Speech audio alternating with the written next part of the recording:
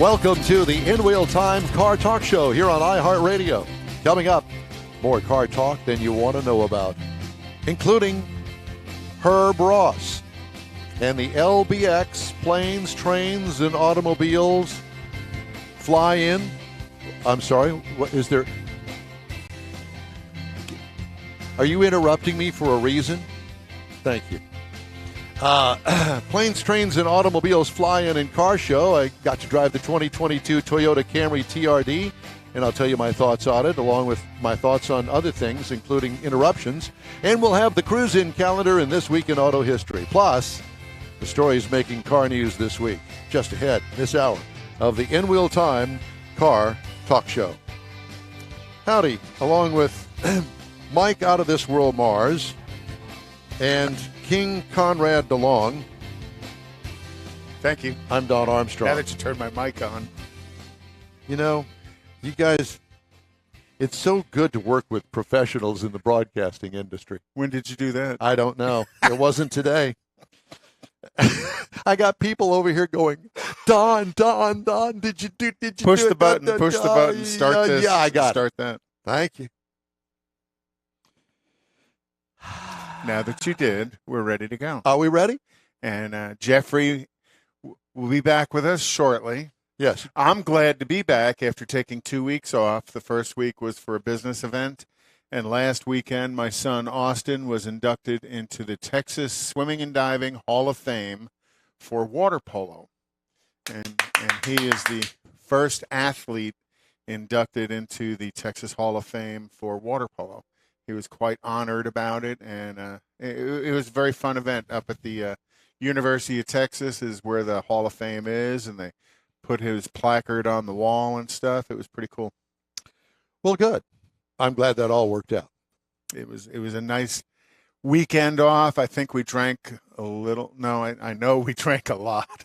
Did you? Oh, yeah. And went to eat at a place called Loro's. Loro's? In Austin. Highly recommend it. Was absolutely awesome. Kind of not tapas because it wasn't Spanish food, but kind of a small plate thing. It was really very, very, very good. Tapas. Very good. And Jeff is out today. He's a little under the weather, but he should be back with us next week. And what's next week? Next week is NHRA. Woo! Yep. It's the final NHRA event ever. The final go. Yep, at the Speedway out there in Baytown. And we hope that if you can't be out there with us live, I hope that you at least will listen to the broadcast. We typically have a lot of the top name drivers, and Toyota is going to sponsor us once again, and we're hoping to have a great show again. We get to see Antron in person again. Oh, and it's always good to see Antron. He's a great interview, as are the others. The other Toyota drivers, Sean Langdon and J.R. Todd drive the DHL Top Fueler and Funny Car. And last year we had Alexa DeGioia on, and she drives a Camry Funny Car, and she was a hoot. She was a good interview. But Antron is. He's always a good interview, and it'll be something new this year because Antron started his own team and is out there, and I think he works with Justin Ashley, so he's getting extra data from Justin Ashley as well. And good group. They have. I was talking to the Matco rep when I was in Beaumont, and Matco is going to have a big the Matco tool guy. They're going to have a big crowd out there. And then Antron Brown, I think on his website and his Facebook page, they sell access to their, what would you call that? Their special access to their pits, and it comes with a meal and stuff. Very, very cool package that they sell over and above just tickets to the race. Looking forward to it. Me too. It ought to be great. Yeah, it's a charity fundraiser. All right. Well, speaking of charities and fundraisers and free events, it's free event open to the public, and it's a big deal going down at the Texas Gulf Coast Regional Airport. Do you know where that is? Mm-hmm. You do? Lake Jackson? Yeah, just off of 288. Yeah, just off of 288. We fly down there every once in a while, and Get gas. it's a great little airport. Love flying in there. Well, Herb Ross joins us now, and Herb, it's great to have you with us. Thanks so much. We appreciate it. Thank you. Appreciate you having me. Okay. We need you to speak up or move closer to your microphone. That would be a good thing. Herb, let's talk about the LBX planes, trains, and automobiles. I get the planes. I get the automobiles, but I didn't know that there were trains near the airport. That's a little misleading. They're not full-size railroad. These are model railroads, and it comes from Brazoria. There's a National Heritage Museum out there, and they have model railroads of different sizes. They'll have our large conference room filled up with 4 or 5 different sizes of railroads.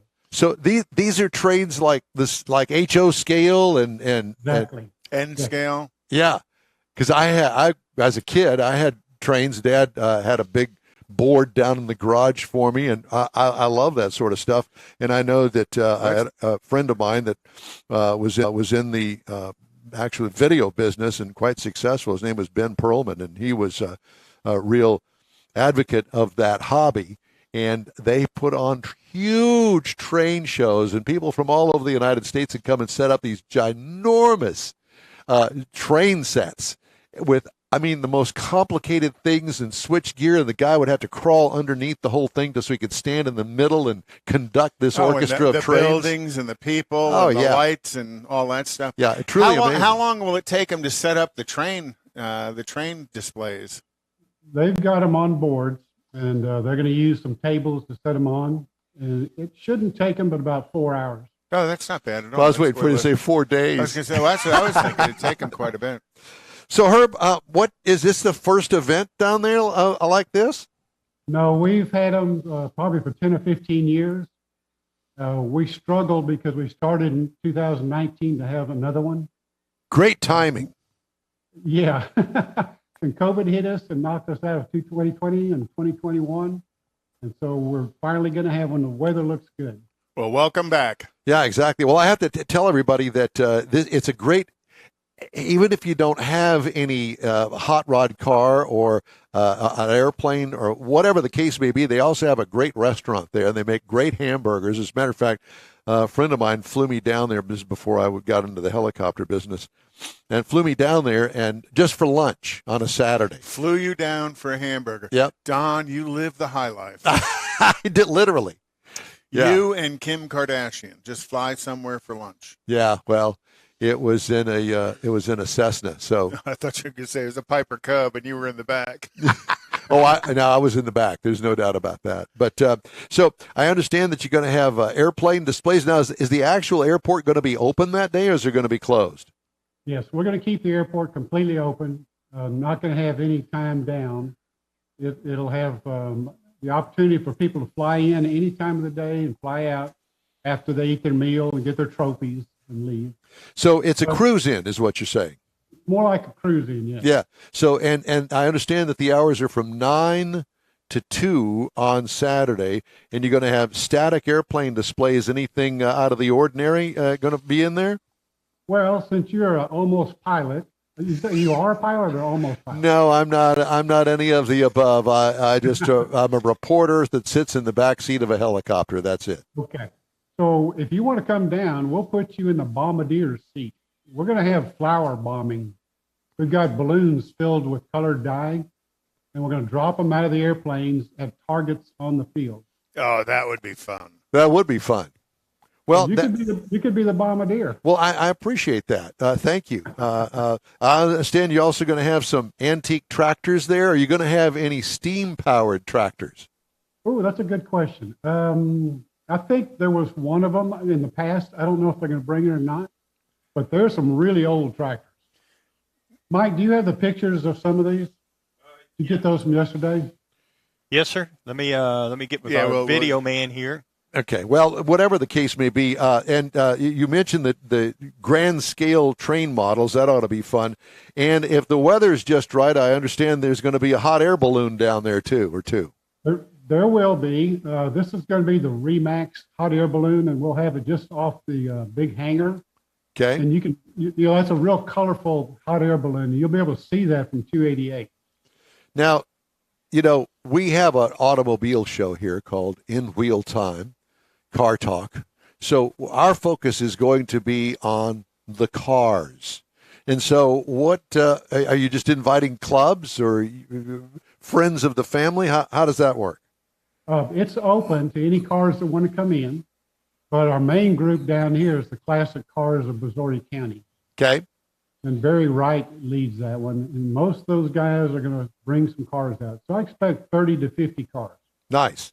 And then for those that are into it, radio-controlled airplanes, RCs.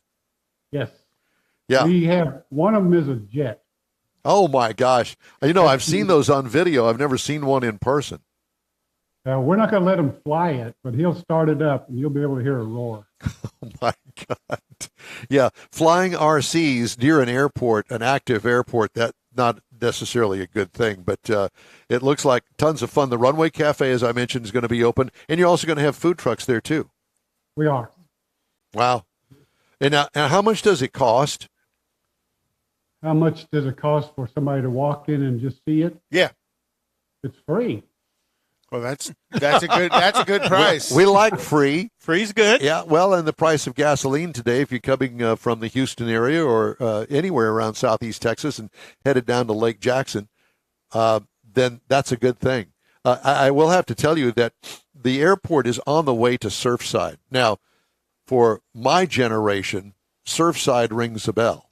And so I never knew that there was an airport in Lake Jackson until I actually flew there.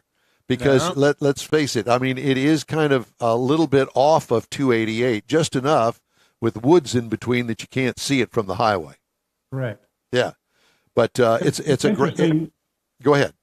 That's interesting because we still have people that say, you have an airport? we have planes taking off from it all the time, and it's about, a half a mile away from 288? Yeah, at the most, yeah. And they're actually, I think, is a sign, at least there used to be, right there on 288. It says LBX. Yeah.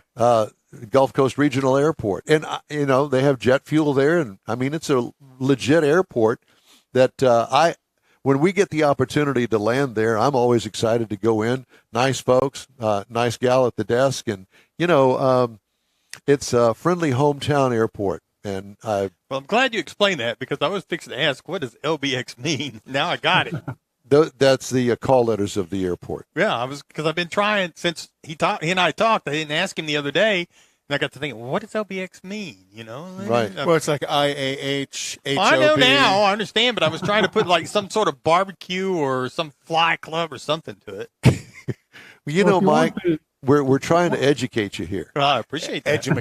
Educate them, yeah. If you want to talk aviation talk, you call it Lima Bravo X-ray. Yes, sir. That's exactly right. And I'll stay with LBX. LBX. Do that. Are you a pilot yourself? Oh, yes. You are. What do you have? We have a partnership in what they call a 206, Cessna 206. That's a 6-seat airplane. Nice. And do you fly it quite often?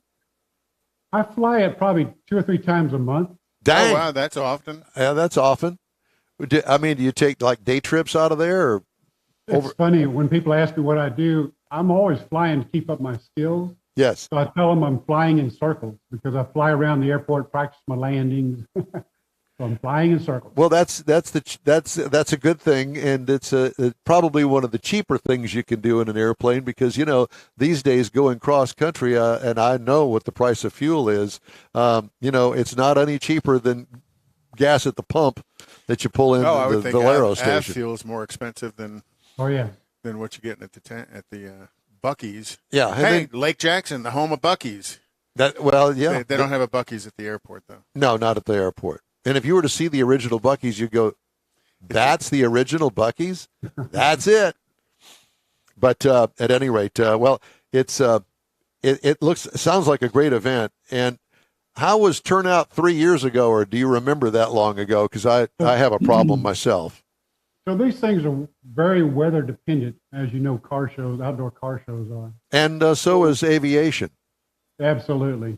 because pilots can't fly when the ceilings are too low. Correct. So in 2019, the weather was so bad we had 2 or 3 airplanes. That was it. I'm sorry. The good thing about this show is that it's made for the pedestrians too, the people that live in the town, drive cars, and don't fly airplanes. Yeah. We have all kinds of things for them to look at and do and see. So that, like the model railroads, the kids love that. They've stood in there watching the railroad cars go around and around until past closing time. They kept the guys running. Oh, I think I would too. I think would too. It's pretty amazing Absolutely. to see the kind of work and effort they put into building those model railroads. That, and then the tractors don't mind a little bit of rain, so those guys will crank up the tractors, the old 2-banger tractors. We've got displays inside the big hangar. There are people doing air schools. Skydiving school will be there. The recruiters from the Marines, Army, Navy will be there. The local high school, Brazoswood, will have JROTC, Junior ROTC. Oh, And they've cool. also got a rocket club. So the rocket club is composed of people like my grandson, and we'll have their rockets out there. They take these rockets all the way out to New Mexico, to White Sands, and fire them. It's such a big event. So these aren't the little rockets you'd buy at the hobby store. These are much more complex rockets that they're building. Exactly. Right up there next to Elon Musk and his rockets. Jeff Bezos is the one that's out there in West Texas. Elon's down. He's down on the Gulf Coast. Yeah.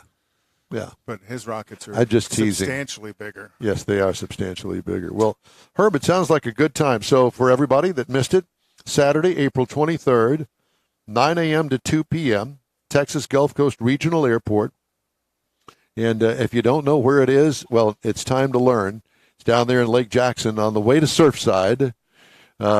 Just go south on 288. You can't miss it. Well, you got to look for the sign. Well, you he just put it in your phone. He said that the Remax hot air balloon will be there. Believe me, you won't miss it if the hot air balloon is Well, there. that's true. But on the other hand, too, you don't know what the weather's going to be. Even though the weather forecast is looking good today, this is the Upper Texas Gulf Coast Regional Airport.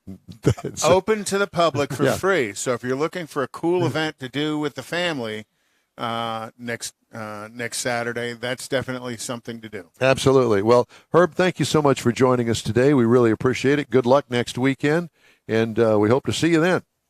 Thank you very much. Thank you. Cool event. See, Very cool now event. that's one of those kind of events that I would just love to go to because it's a semi-local show. A little bit of a drive to get down there. Not bad. You can drive down there, and well, from here it's probably about 45 minutes. But instead, you're going to be sniffing nitromethane. Next weekend, I will be sniffing as well as you will, and Mars and Zeke, and we'll all be down there. Yeah, next weekend we're going to be broadcasting live from the Spring Nationals for the NHRA. The final event. Yeah, at Houston Raceway Final Park. national event at Houston Raceway Park. Speaking of things to do, cruising calendar. I know that Yep. this is the season. Always lots of stuff going on. Typically, there's still Nifty 50s up in Grogan's Mill, the Kemah Car Meet, so that's every Saturday. But also today from 2 to 6 p.m. is the Auto Check Elite Supercar Gathering at 551 Kingsland Boulevard in Katy. And it's going to have Ferraris, Lamborghinis, and stuff as a cruise-in. And then also tonight, 6 to 9 p.m. up in Cypress, the West Houston Vintage Car Meetup at the Twisty Treat at 7018 Fry Road in Cypress. I'd have to go there just because it's called a Twisty Treat. Yeah, it's a little, custard stand. Pretty cool. Well, there's a few of them here around town. And then out in Wharton, for those down on the southwest side of town, the Domino's Pizza Wharton Cruise-In Night at the Domino's Pizza on Bowling Highway in Wharton. Again, Is it it's free pizza? I doubt it's free pizza, but it's If I had the pizza place, I think I'd offer slices for free to every probably participant. wouldn't be a bad idea. Yeah. Also tonight, 5 to 9 p.m., the Saturday night cruise-in at Home Depot in Clear Lake. At Clear Lake Shores Home Depot. And then 7 p.m. in Dayton Cruisers Weekly Street Meet and that's 300 North Main in Dayton. So kind of all around the city, there's stuff going on. And then tomorrow is Coffee and Cars at Century Square in College Station. On the 19th is the Blue Bonnet Street Rodders Cruise In on William Fitch Parkway in College Station. Then again on the 17th is Sunday night at Freddy's Steakburger on 1960 in Eldridge. And then on the 20th is cruise-in night at Freddy's Steakburger on Fry Road in Katy. Freddy's Steakburger is very much into the car scene. Different ones around town have always got an event going on every week. Pretty cool. And that is the cruise-in calendar. Thank you very much for that. Appreciate you. Back in your day, which was many, many decades ago, what was the sedan of choice for Impala, Biscayne, Bel Air. My dad was always a Chevy four-door. First one I remember was a Biscayne, and then he upgraded to a Bel Air. I don't remember us ever having an Impala until the kids moved out of the house, and then he got an Impala. Yeah. So, how about you, Mars? We always had station wagons. We didn't really. What kind of station wagon? Chevys, Fords? We had a Buick. We had a Buick. Mercury. I remember a '63 Mercury station wagon that was kind of cool. Was that side-to-side facing third row, or was that rear-facing third row? Because I know Ford made a generation of. We never had the rear facing. Okay, yeah, I know Ford had a generation of station wagons where you faced side to side. There was two seats on one side and two seats on the other. This was kind of GM did the rear facing one. Yeah, kind of a pinkish looking color and cream. It was kind of pink and cream. We didn't, you we know didn't what? Keep it long. Yeah, I was just going to say. Well, was that over there in the Neaterville area? Yes, it was. Yes, Rose or mauve? I don't remember. To me, it was pink. God. You could have made something up and said, oh, yeah, it was a navy blue or something, but not pink.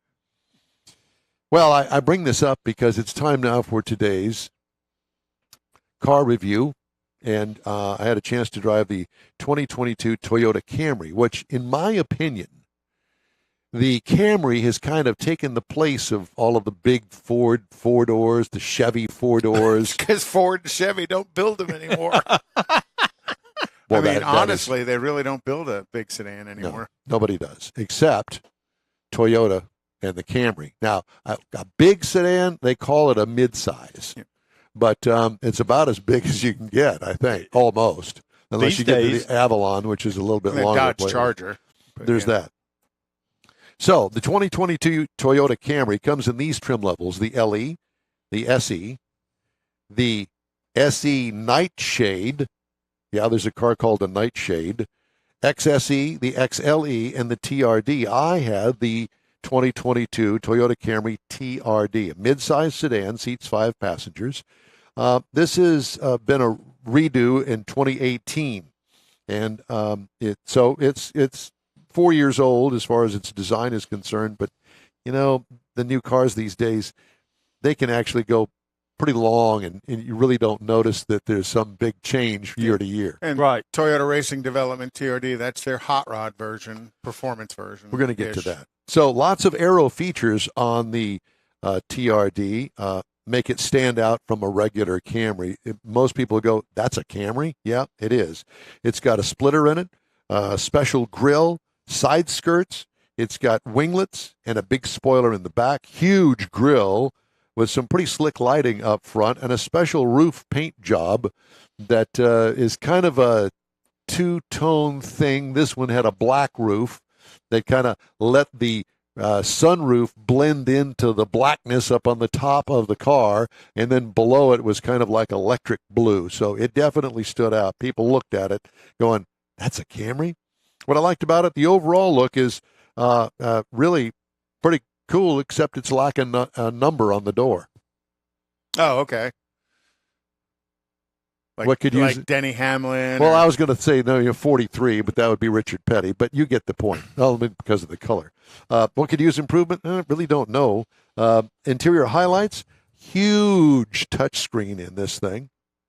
Sculpted dash that intertwines the center stack which I thought is very cool. I like the looks of the way that the angles comes across come together, this way, yeah. and then it comes across this way. Very cool. It was well designed. I agree. The red instrument panel gauges and the red seat belts are kind of cool, except with the red instruments in front of you. Yes, they're red. They're kind of hard to see in the daylight.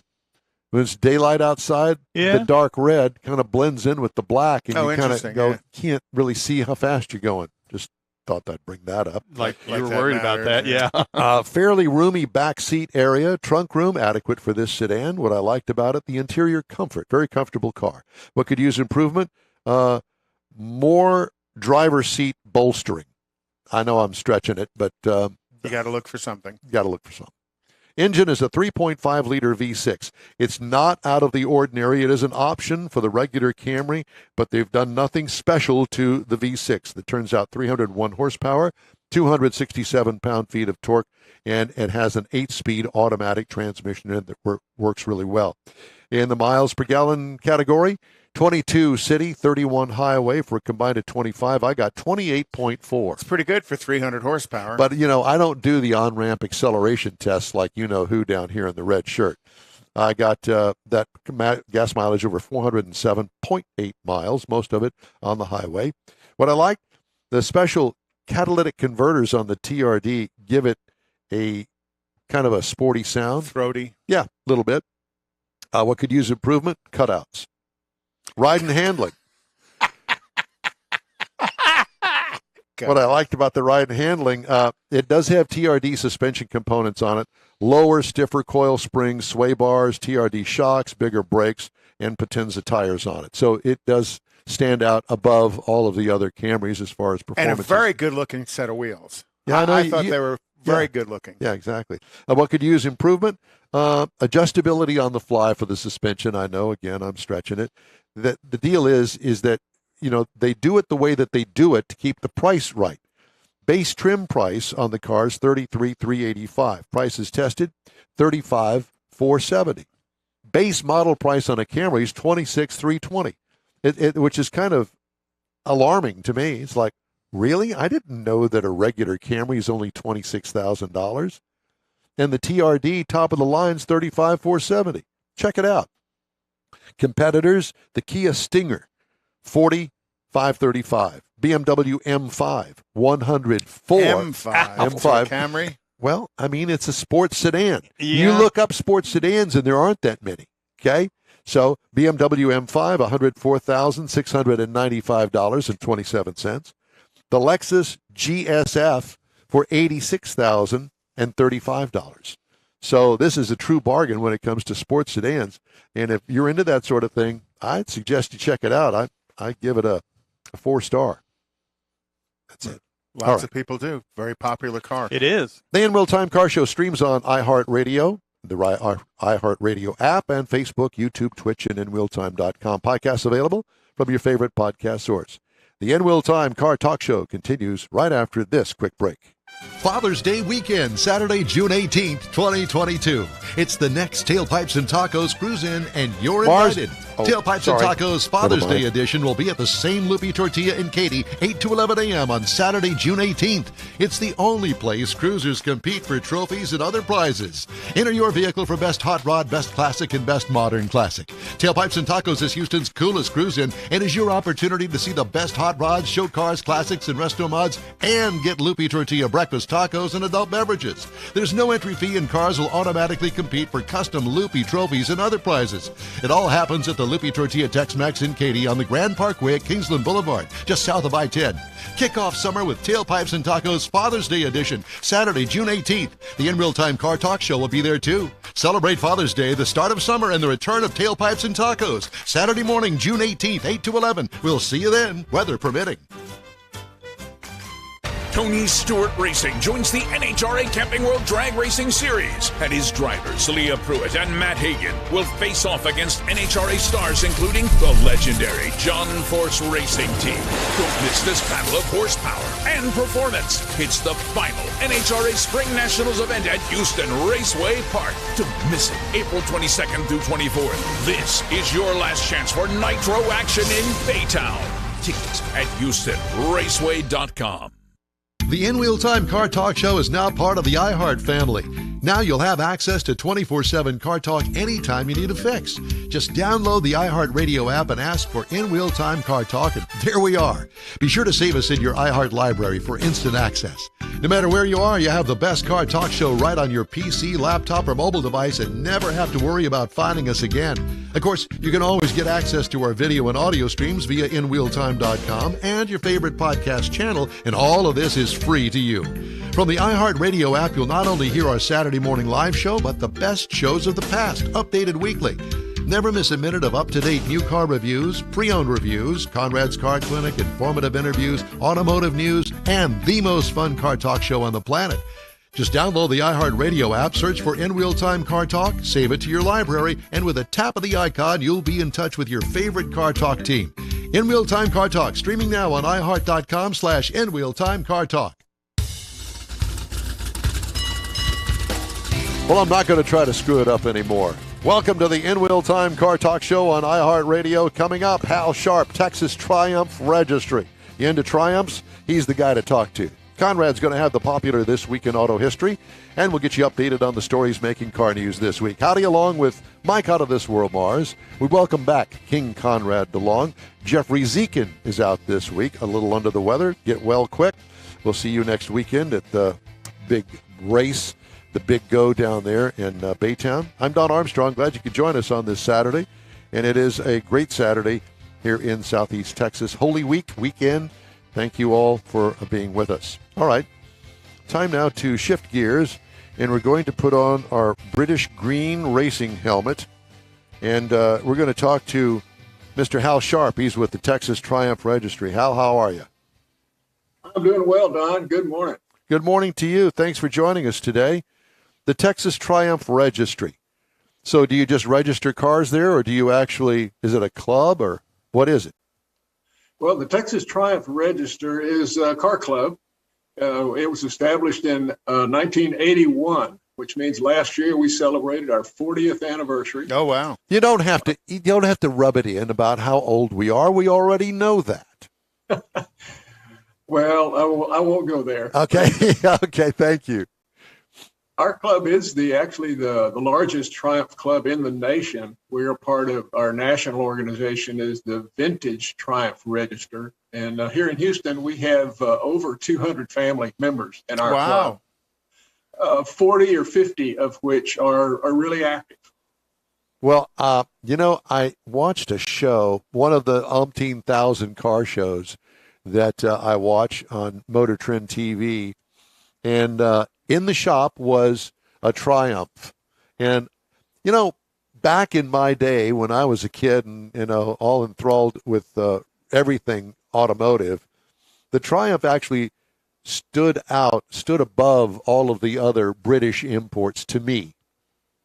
And I don't know why. I guess I just like the shape of the car. But to me, it was typically 6-cylinder versus the others, which are all fours. Yeah. Yep. But, there was a little bit of a sportier design with the Triumphs than it was with the other cars. Am I wrong, Hal? No, you're correct. Actually, in the early 1950s, Sir John Black took over the leadership of the Standard Motor Company and brought a whole new philosophy toward the design. And that started the models of Triumph that came out that have the very appeal that you're talking about, the TR2, the TR3, ultimately TR4s, and by the time they got to the TR250, which was the first time they introduced the straight 6-cylinder engine, they were all quite attractive cars, and they all performed very, very well on the world racing circuit. Yeah, I had a friend of mine with a GT6, and absolutely loved that car. That was such a fun car. We've got a couple of those in our club. And then Ron Stein, I'm assuming, is a member of your club. Oh, Ron Stein is, I guess he could be considered one of the godfathers of our club. For sure. And he has his Stag, I believe, the V8 powered Stag. That's his Triumph of choice. Yeah. Is the Spitfire associated with Triumph? Oh, absolutely. Actually, I think Spitfire was probably the model that they probably manufactured the most of over the run of its years. Well, if for no other reason, I mean, you got to love the name, the Triumph Spitfire. It had a lot of purpose to that name. And what years was the Spitfire made? Do you recall?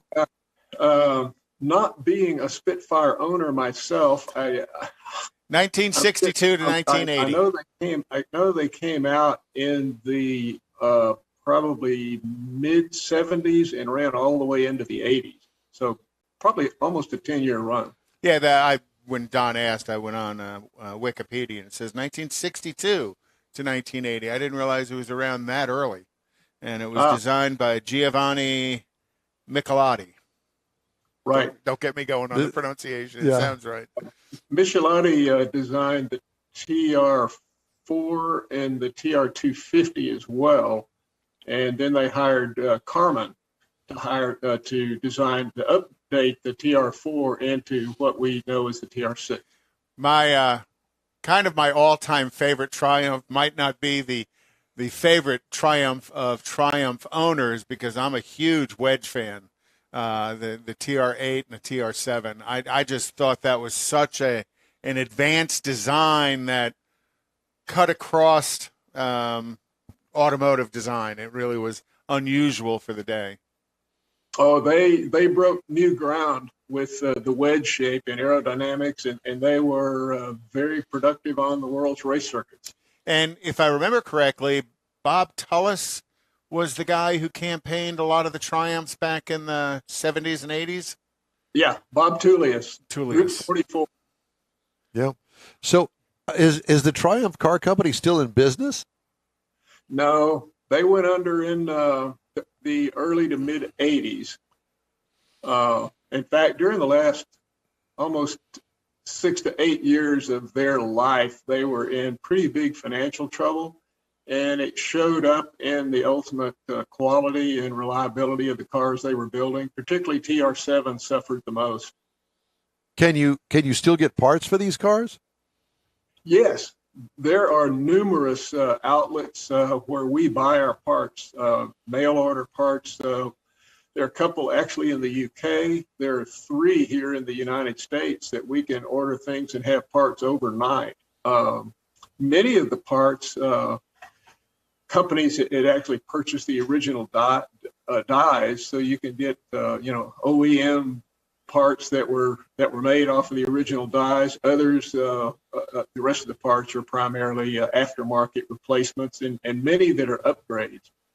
There's a gentleman in Pennsylvania, Richard Good, who many of us buy our performance parts from. He's a Purdue engineer who turned his passion for engineering into his TR6 racing program, and he races and tests everything that he designs and manufactures. And when you buy a part from Richard Good, it fits and it works well. It's a good part.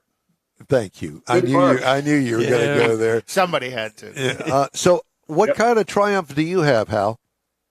I have a 1976 TR6. Do you like it? Do you love it?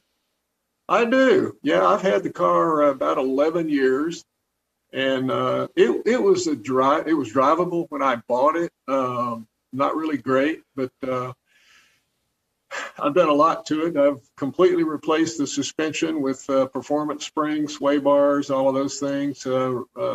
Put a limited slip differential, CV joints in the half shafts, rebuilt the engine about 6 years ago, shaved the head, boosted compression, get a little bit more horsepower out of it. And it actually performs much, much better now than it would have out of the box as a stock car. So tell us the truth. Is the valve cover painted like a Union Jack?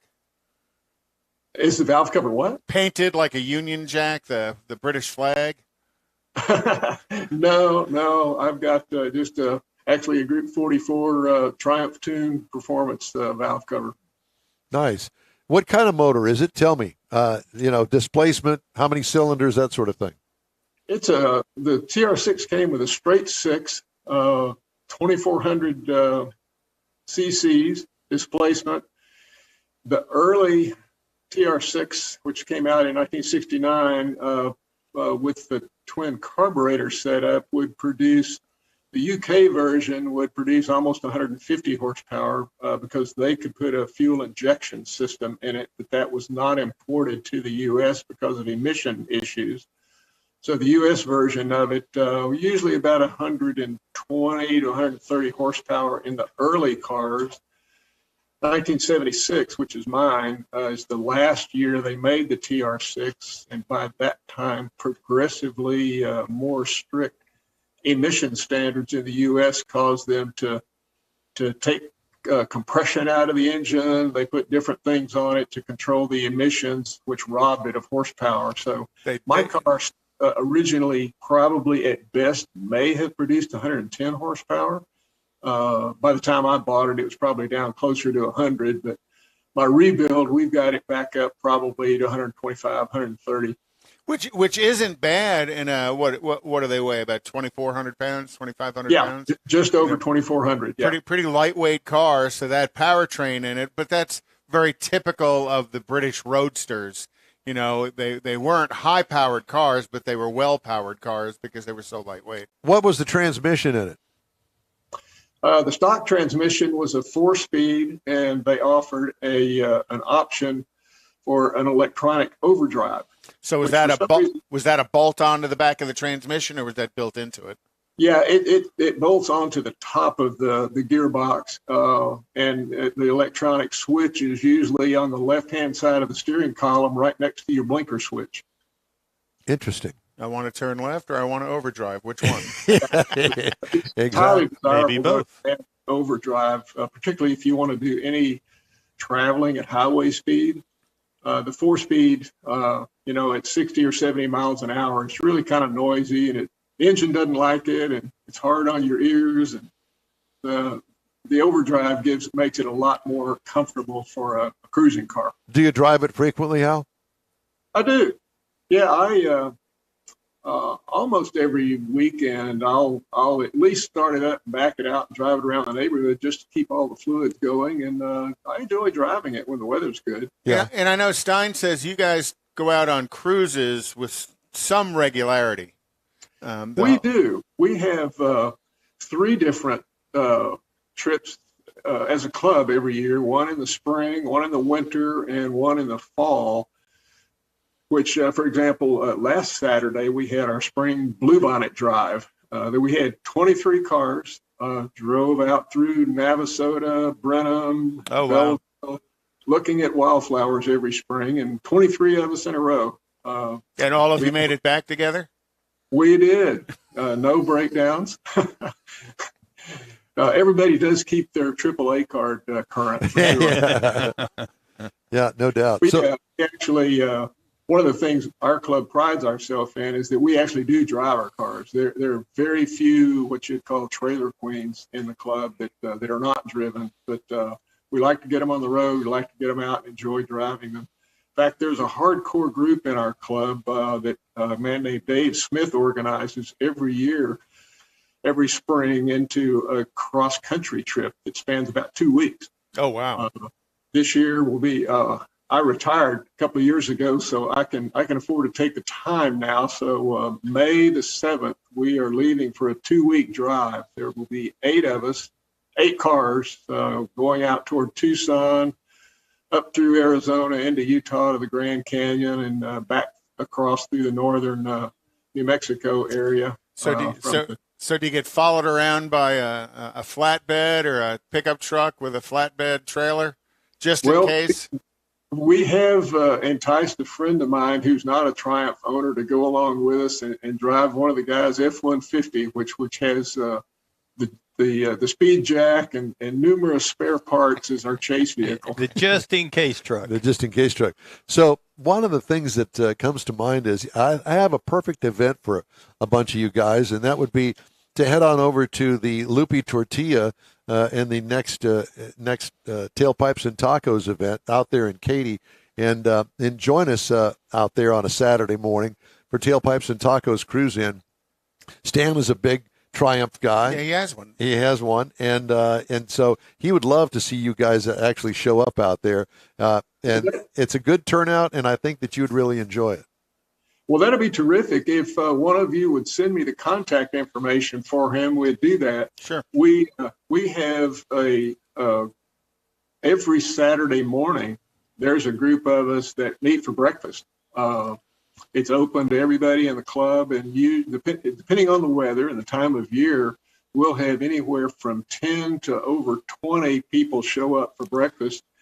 And when the weather's good, obviously we drive our cars, and kind of an impromptu mini car show appears in the restaurant parking lot. Oh, yeah. Well, and they serve breakfast there. It's breakfast tacos. Yep. They do mimosas and Bloody Marys and coffee for those who really want coffee. And there's no tea sippers there, so I don't know if that would turn anybody off in the Triumph Club, but I just had to throw that in there. But there's also places to sit, tables and chairs to sit around. Yeah, definitely. We'll get with you and give it. Or Hallie, what you could do is listen to the show, because we're playing a commercial every 30 minutes that promotes the next Tailpipes and Tacos. Just saying. Not to put the pressure on you or anything. Loopy Tortillas, Kingsland in 99. We have a Tailpipes and Tacos here in Bel Air every few weeks, too. Yes. Yes. As a matter of fact, I think that we've attended a couple of those at the Loopy Tortilla down there off of Kirby Drive. So, yeah, that's the son. Stan is the founder, and his show is out there at the Katy location, and make a great run for you guys. Get on the loop, head on over to I-10 and out to Katy out there at the Beltway, Kingsland Boulevard, and 99. And Don will get a hold of Stan and make sure his Triumph's there as well. Yeah, make it a Triumph weekend. Because our club members are scattered all over the city, from Pearland to Katy to the Woodlands, many of us inside the loop. Every Saturday morning, our venues are scattered all over the city. Plenty of times we're in Katy and all of those places to make it close to somebody's home every week, but not all the time. Well, so, I think it'll be a good fit for you. Well, Hal, it's great to talk to you. Texas Triumph Registry. And I know that Conrad's going to put a link up there for everybody that's interested, and we hope to see you at the next Tailpipes and Tacos. Well, terrific. We will try and get that on our calendar. And I appreciate the invitation. Enjoy the visit, guys. Thank you. We enjoyed it as well. Thanks. And we'd love to hear from you. Just shoot us an email. Our address here is info@inwheeltime.com. Time now for This Week in Automotive History. And Conrad, who's filling in for Jeff on the button pushing over here, has This Week in Auto History. Yeah. So in 1934, Ford Motor Company announced the white sidewall tires as an option on its vehicles at a cost of $11.25 per set. In 1944, Henry Ford II was named Executive Vice President. Executive Vice President of Ford Motor Company. And then in 1947, his dad passed away. The father of modern assembly lines died due to cerebral hemorrhage in Dearborn, and his estate has become quite the museum, and he's buried in Ford Cemetery in Detroit. There he is, dead in the casket. Dead in the casket. Hi, Henry. Also in This Week in Automotive History, or in history, 1965, the 57 years ago, the eighth wonder of the world, it's a Houston thing. The Houston Astros played their very first game in the new Astrodome indoor stadium against the New York Yankees in front of a sold-out crowd of 47,000 people. I was there standing outside the door that night. And had no idea what was going on inside, because you're not a sports guy. You got free tickets from the radio station and figured you'd go. No, this is before the radio station. No, I didn't have tickets. Oh, okay. Mickey Mantle hit the first home run in the Astrodome. Good for him. Well, I'm a Mickey Mantle fan. In 1969, Harley Earl, the automotive stylist and engineer from General Motors, passed away due to a stroke in West Palm Beach, Florida. He was 75 years old. Earl was most famous for the Y Job, which is the car pictured here, which was the kind of the first custom car of the late 40s, and then he also did the Motorama stuff with this bus. And I think there were 38 of these made altogether, and I think there's still like the Motorama buses, 15 of them left. And then he was also the stylist of the first Corvette. So, but yeah, Earl has gone. In 1977, Earl has left the building. In 1977, General Motors announced that it had dropped plans to produce a Wankel rotary engine on the grounds of its poor fuel economy and would hurt sales. And actually, there was a plan originally for the Wankel in a Corvette, of all things.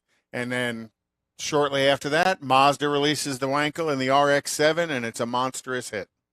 That is this week in automotive history. I have to tell you about the Wankel and my experience with the Wankel. Craig has Chrome and Coffee the first Sunday of every month. So I usually appear there magically. Appear. Oh, so they give you an appearance fee? Yeah, absolutely. Because you are a member of the Broadcasters Hall of Fame. Okay, well, whatever. This is about the Wankel engine, okay? And there was a guy that had a Wankel that he had massaged into major horsepower. Oh, yeah. You should hear this thing. It was amazing to listen to because it sounds like nothing else that you've ever heard in your entire life. Started it up and, asking him questions. Oh, this and this and this and this and a spark plug here and a spark plug there. And none of it here makes plug, there plug, everywhere a spark plug. Nothing of it makes any sense. Nothing of it makes any sense. It's truly an amazing work of art. Mm-hmm. And that's pretty much all it is because it can't ever get through any kind of emissions test. Because it's an oil burner. It's an oil burner, yep. And there was a Wankel. Mazda ran a Wankel that won Le Mans. And they said the sound. Seriously? Oh, yeah. There's 997, something like that. And it won Le Mans back in the 80s. And they said the sound of that going down the Mulsanne Straight was ear-splitting. That's how loud it was. I was amazed. First of all, I'd never seen one run. Not that you can see anything, but to hear it and to hear a souped-up one, it was mind-blowing. I had no clue. Yeah, and then as they boost power, they just add another pack of rotors to it. 2-rotor, 3-rotor, and a 4-rotor. I don't even know if you could explain it to me how the thing. It's an amazing design that had a lot of potential, but didn't work. Time now for this week's auto news headlines. Got some recalls to tell you about. 2022 Ford Transit rearview camera may not display correctly, may not operate at all. Same thing for the Ford Transit 22 rearview camera display may not operate correctly. So it may not operate, and then if it does operate, it may not operate correctly. So it's being recalled. Inlet charge port harness bus bar may loosen on the Lincoln Aviator PHEV for 2022. Ford F-150. Transmission may shift into neutral while driving on the 2021 model. Yikes. Inadequate front windshield adhesion. I love that. In the Ford Transit Connect for 2016 and 2020 model years. When the airbag goes off, it spits the windshield out. Right out the front of it, yeah. I could only see that in my mind. That would be a funny thing. Roof rail airbags may not deploy on the Buick Enclave and the Chevy Traverse for 2020 and through 2022. And unsecured steering module electrical connector in the Mercedes-Benz S500. Ooh, that's an expensive car. For 2021. Yeah, it's an expensive car to get fixed, too. And that would be one of those things that you'd not want to ignore. No. The Mercedes-Benz Maybach. That's even more expensive. S580. Improper deployment of rear airbags. Seatbelt pretensioners. So that means the Grey Poupon is center punched in your head? Apparently. And bouncing around.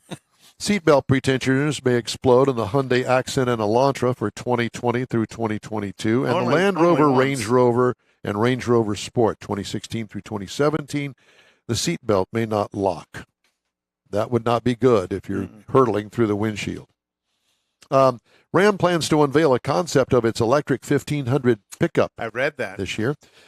Mike Koval, CEO, said the company is consulting the public about the electric pickup's design through Ram Real Talk Tour, series of conversations with consumers at various events. The brand says these interactions will help it better understand what the next generation of Ram pickups and vans must do to meet their needs.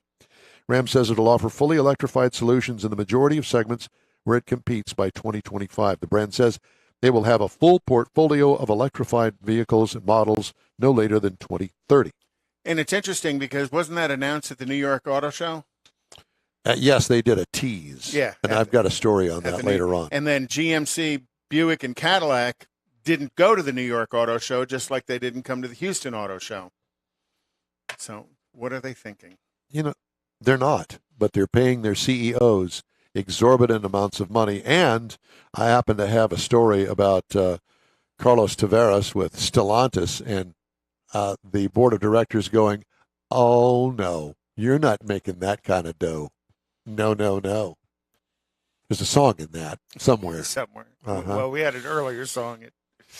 The electric vehicle maker, Tesla, in February recalled 579,000 Tesla Model S, X, and Y vehicles from the 2020 to 22 model years, and the Model 3 vehicles from 2017 to 22 for failing to comply with federal motor vehicle safety standards on minimum sound requirements for hybrids and EVs. They actually do a recall on this? Yeah. Again, this is, remember, I've talked about compliance recalls and safety recalls. This means so it didn't follow stupid. some dumbass rule. NHTSA said Tesla's boombox function allows sounds to be played through an external speaker while the vehicle's in motion, potentially obscuring the warning sound that alerts pedestrians to an approaching vehicle. Yeah, my silent electric car is coming.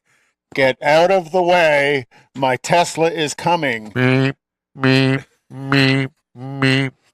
What Elon needs to do is they need to tie in different engine sounds that you could, make it sound like a Ferrari or a Yugo or a Corvette or a Hemi Charger or something like that. But I thought that was one of the advantages of an EV was quiet. I have a friend of mine that has a Tesla, and he's got a fart sound on it, and he can play it in the speaker out front.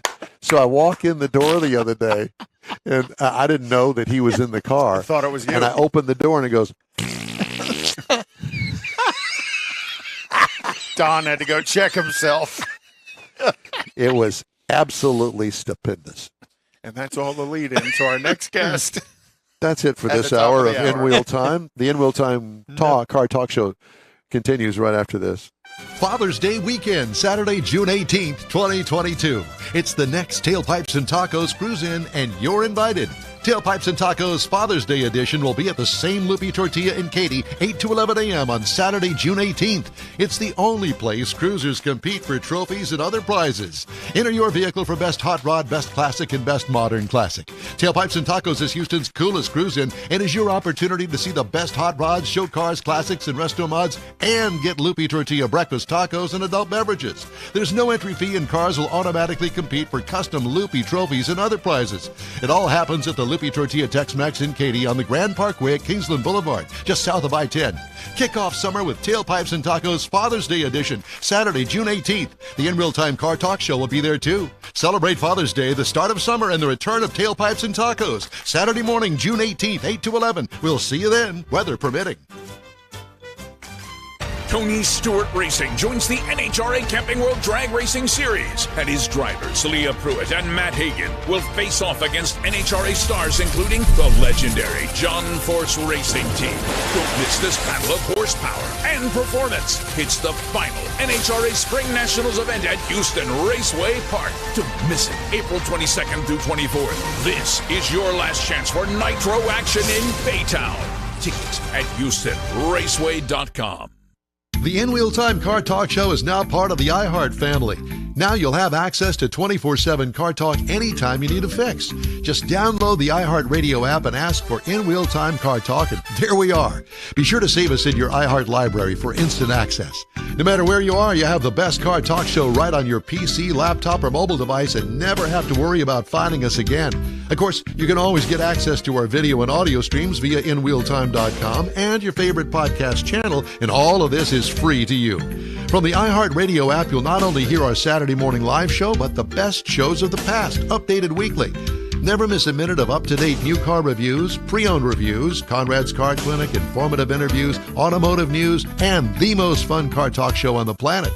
Just download the iHeart Radio app, search for In-Wheel Time Car Talk, save it to your library, and with a tap of the icon, you'll be in touch with your favorite Car Talk team.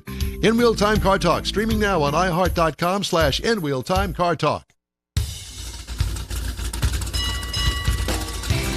Welcome to the In Wheel Time Car Talk Show on iHeartRadio. Coming up, we talk about Beaumont Main Street Gala. We'll have our pre-owned car of the week, the 07 to 14 Chevy truck. Not just one model, but all of them in between there. Conrad will have the racing calendar. We'll also have the stories making automotive news headlines this week just ahead on this edition of the In Wheel Time Car Talk Show. Howdy, along with Mike out of this world, Mars, King Conrad DeLong. I'm Don Armstrong. Jeff Zekin's out this weekend, a little under the weather. He's resting at home, but he'll be back with us hopefully next weekend at the drag strip. Thank you very much for joining us, and we're so glad that you could be with us on this Saturday. We're going to talk about the Beaumont Main Street Gala, and we're going to talk to Mr. Greg Riley about that. Greg, good morning. Good morning. How are you guys doing this morning? Hunky-dory. Fantastic. How are you, sir? I'm doing wonderful. And by the way, this is not a background. This is an actual 1931 Cadillac here behind me. So 31 Cadillac. Very nice. 31 Cadillac. Is that yours? Jeff's missing it. It is mine, yes. It's a 1931 Cadillac Fleetwood all-weather Phaeton. Well, how long have you had that? Just about 3 months. I've got a couple other classics out here you can't see. There's about 5 of them here. So as you know, I have OCD, old car disease. Yeah. Do you also have OCD, old Corvair disease? Is that still going on? As a matter of fact, my laptop is sitting on top of a Corvair engine here right now, one that I built for my son's car. So you literally are on a Corvair. Well, you know. And a Corvair has no idea what a laptop is. It has no idea. Yep. So the Beaumont Main Street Gala, how did you get involved in this, Greg? Well, I was at Amelia Island at the big concours, and I was coming back, and I was at the airport, and I started texting our local Hagerty rep, Angelica Brothers, and I said, we should put together another tour. And we started texting back and forth, and after a few minutes, we realized we were both at the same airport coming back from the same event. And so this event is actually in 2 parts. There is a morning tour for the Hagerty Drivers Club from 8 to 3. And if you're a member of the Hagerty Drivers Club, you should have received an invitation if you're in this region. And if you didn't, we'll get you one. Then there's a 2-hour break. And then from 5 to 9 p.m., we're having a gala at Beaumont's Jefferson Theater, which is a restored 1920s movie house. And got lots and lots of cool stuff that's going to happen that evening. Well, how fun is that? I mean, is the public invited to this? It is. They're selling tickets as a fundraiser for their 30th anniversary. We're going to have 10 feature cars on the street in front of the Jefferson Theater. We're closing the street. That includes this 1931 Cadillac. There'll also be a 1913 Buick, a 1929 Packard, so on and so forth. And they're going to have the I Rule Dancers, which is a troupe of young people that will be in costume. And then we'll have a little adult beverage hour. And after that, we will have dinner. And Jim Connors, who is sort of a legendary organist, if you went to a Houston Astros game in the last few years, you may be aware of Jim because he was the former organist for the Astros. Well, they have the restored 1920s Robert Morgan theater organ that's making its debut. And this thing is incredible. It rises up out of the orchestra pit. Jim will be in a tux and tails. And we're going to be showing a silent movie and serving dinner and all kinds of cool stuff. And then after that, believe it or not, they've given me a microphone for 30 minutes, and I'm going to do a presentation on the second Spindeltop Oil Boom of the 1920s. So it should be a heck of a good time. Is this after your dance debut with the kids out there in front? Oh, yeah, I'm going to be dancing, yes. You know, Greg Riley, I didn't know this was going to turn into a horror show, but apparently there's a little sideshow to that, huh? Unfortunately, if I get out there and start singing and dancing, it will be a horror show. So we're gonna try to avoid that at all costs. Okay? Yeah. We'll leave that to the kids. Well, so did you buy this car fully restored, or have you been wrenching on this car that's behind you there? No, this car is fully restored. It is a national show winner. It scored 98.9 points at the Cadillac LaSalle meet in San Antonio, Texas, a few years back. It's a pretty unusual car in that it is an open car. It's a Phaeton, but it's also a division window car. So it's sort of an open limousine, if you will, and it's a short wheelbase car, which is very unusual. This was Cadillac's most expensive V8 model in 1931. So the driver's out in the rain, but the guy who owns it's enclosed in the back. Well, I'm going to see if I can tilt the camera. I'll probably screw things up by trying to do this, okay? But I'll try to show you. Yeah, he's got a roof up front. Okay. So this is the picture of the car that's on the flyer for the Beaumont Main Street Gala. Is that correct? Yes, it's one of the ones, and this is an almost definite. I hesitate to say because the owner hasn't confirmed 100%, but we believe that we have a very, very special car coming from Arlington, Texas, a 1933 Cadillac V16 Phaeton, which is much bigger than this car, and much more valuable than this car is. It's a gentleman that's he grew up in Beaumont, and he said it sounds like it would be a fun thing to do. So we think that car is going to be there. But as I said, we have some other really spectacular cars. In addition to the feature cars, the folks from the Hagerty Drivers Club are going to bring all kinds of stuff. We don't know what that'll be, but we're expecting 20 to 30 cars. And so it should be, if you're into cars and history, this evening should be for you. And I'm even going to be wearing a 1930s suit. Okay, so is that any different from what you normally wear? Well, my normal uniform is like an Izod shirt and khaki pants, so it's a little bit different. So, well, Don's got some old 1930s suits still hanging in his closet. I'm not even going to comment on that. But more specifically, don't ask any questions about how I acquired them or what I use them for. What you use them for? I'm not going there. I promise you. Because you know me, Greg. You know where I'll go with that. So we're assuming you're going to trailer your Cadillac out there. I wouldn't be driving a 98-point car. Yes, it's going to be trailered, and we're probably going to bring the 1957 Ford Fairlane 500 Skyliner. I'm probably going to bring that car too, although I have to get one of my sons to drive that one because we only have one trailer. And in addition, I have the month of April and May for me is just crazy. Next week, I will be in Auburn, Indiana for the Worldwide Auctioneers Spring Enthusiast Tour and Auction. And believe it or not, they're also going to give me a microphone on Thursday night. And then have these people lost their mind? They're going to give you a microphone?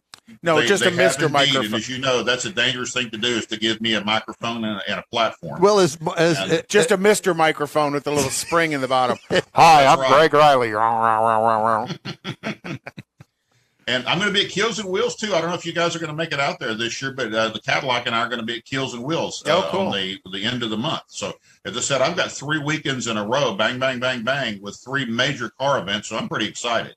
Yep. Well, I hear where you're coming from. Sounds like fun. We got a couple ourselves. We've got next weekend is the NHRA that we're going to be at, and then the following weekend I'm going to be on the Hot Rod Tour of Texas, and I'm going to be enjoying myself on a 3-day cruise from Victoria all the way up to North Texas. So, yes, it is a busy time of the year, but, if we don't get these car shows and cruises in, we'll be in blazing heat for 4 months, and you know what that's like. And I guess I should get in here real quick. If you want to go to the Main Street Gala, what you need to do is go to beaumontmainstreet.org/gala. And the tickets are available there along with all of the details. I'm sure I've forgotten something. There's also pictures of the cars.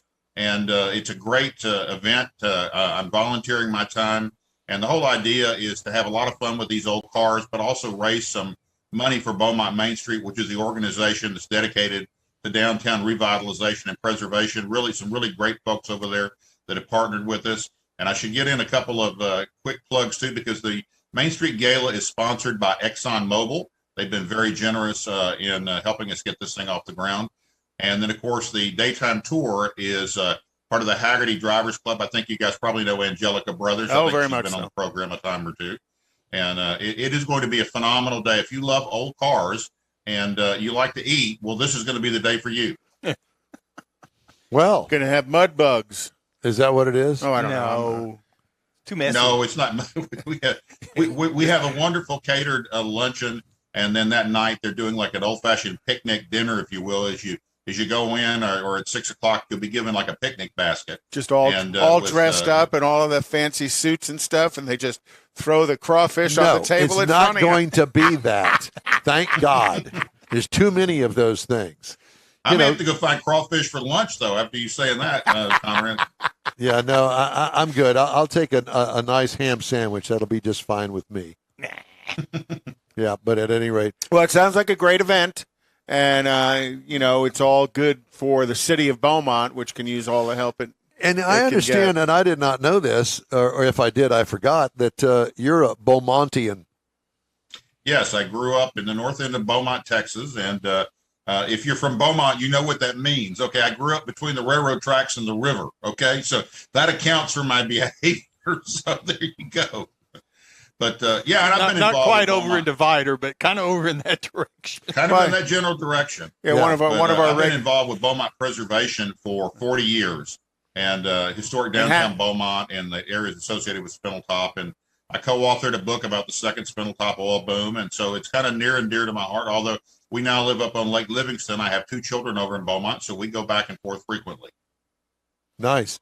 Well, I have to tell you that my dad helped fix the air conditioning unit in a brand new hotel over there called the Ramada Inn back in the mid-1960s. They probably mowed that over, and it's a parking lot. Actually, it's not, according to Mr. Mars. It's still there. It's still not. It's exactly different name. Yeah, well, whatever the case may be. Different clientele. So that, yeah. All I remember, rented by the hour.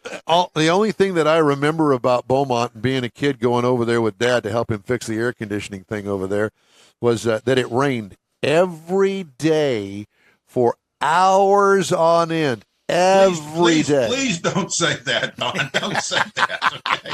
Yeah, well, that's our biggest fear is to get rained out. Well, and Beaumont seems to have, because we've had a number of pretty decent sized events over there, has a very good and active car scene. So it very much does, and a tremendous amount of history over there with the 1901 Lucas Gusher, and really the oil business sort of was born in Beaumont, and the automotive business grew up with the oil business. They kind of went hand in hand, and one needed the other. And the automotive business took off at the same time the oil business did, and so it's kind of a marriage of the automobile and petroleum, if you will. I like it. Greg, it's great to talk to you. Great to see you. Thank you so much for joining us today, and best of luck on the Beaumont Main Street Gala. Thank you for having me on. Thank you. Thank you, sir. Good to talk to him. Hey, if you'd like to get in touch with us, all you have to do is shoot us an email. The address is info@inwheeltime.com. info@inwheeltime.com. Time now for the racing calendar. This is really the crux of the season. We're really getting into it now because spring has sprung. Spring has sprung. And the Spring Nationals have come. That's right. To Houston. There's a rap song in that somewhere. We'll have to talk to Eazy-E or one of the rappers. I don't know any of them. Or Jeffy J or something. There's Houston rappers. So next weekend, Friday through Sunday, there's the Spring Nationals, the final NHRA national event at Houston Raceway Park. And Seth's going to have some special events out there at the track. So a lot of history has been made out at the Baytown track. Was traditionally known as one of the fastest tracks over time. So a lot of stuff was set. And then the following NHRA event is the 4-wide in Charlotte, and that'll be the following weekend, 4/29 through I just May 1st. cannot get into that race. The 4-wide? No.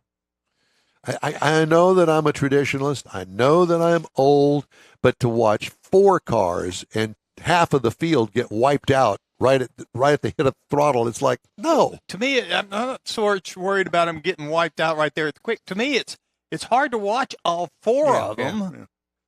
Yeah. It's interesting to actually make the race. But to listen to the driver, we'll ask Antron, listening to the drivers talk, it's confusing for the drivers. So it's just that much more of a mental challenge for a driver to figure out, okay, there's now 4 blue lights. Which one am I? Am I pre-staged? Am I staged? Well, I mean, they've got that worked out pretty well. I don't think so. Because 2 on one side, 2 are on the other. 2 over here, they have their Christmas tree. 2 over there, they've got their Christmas tree. But the top tree shows all 4 pre-stage and stage lights. Yeah. So kind of cool. It's kind of like 2 drag strips sitting side by side. Yeah, that's why to me it's so not hard. kind of like, it's exactly well, but I mean, like. that's why it's so hard to watch it. It's like, who am I watching? You got to pick one car. If you're out here at Baytown, you can sit there in the stands and you'll basically see both cars unless something happens to one of them, because the race is a race. They're all pretty close. But you got 4 of them now you're trying to watch, and your vision just doesn't work. And theoretically, one can go down the track and win, and another one can smoke the tires with the other 3 smoking the tires, and the one who smokes the tires the fastest can still advance, because in the first 2 rounds, 2 cars advance to the finals, to the next round. Regardless if they make it to the end or not? Well, no, they have to make it to the end. They got to make it to the end of the track. They have to make it to the end. And then the 24th is also rolling. NHRA is at Talladega on May 1st. NHRA is at Dover on May 8th. They're at Darlington. And May 15th, they're in Kansas. On May 8th, Formula One is in the streets of Miami, which I think is pretty interesting because that race went together quick. Talking about Miami. Yeah. In IndyCars on May 1st in Birmingham, on May 14th at the Grand Prix of Indianapolis, which is the old Formula One road course. And then the Big Daddy on the 29th is the Indy 500.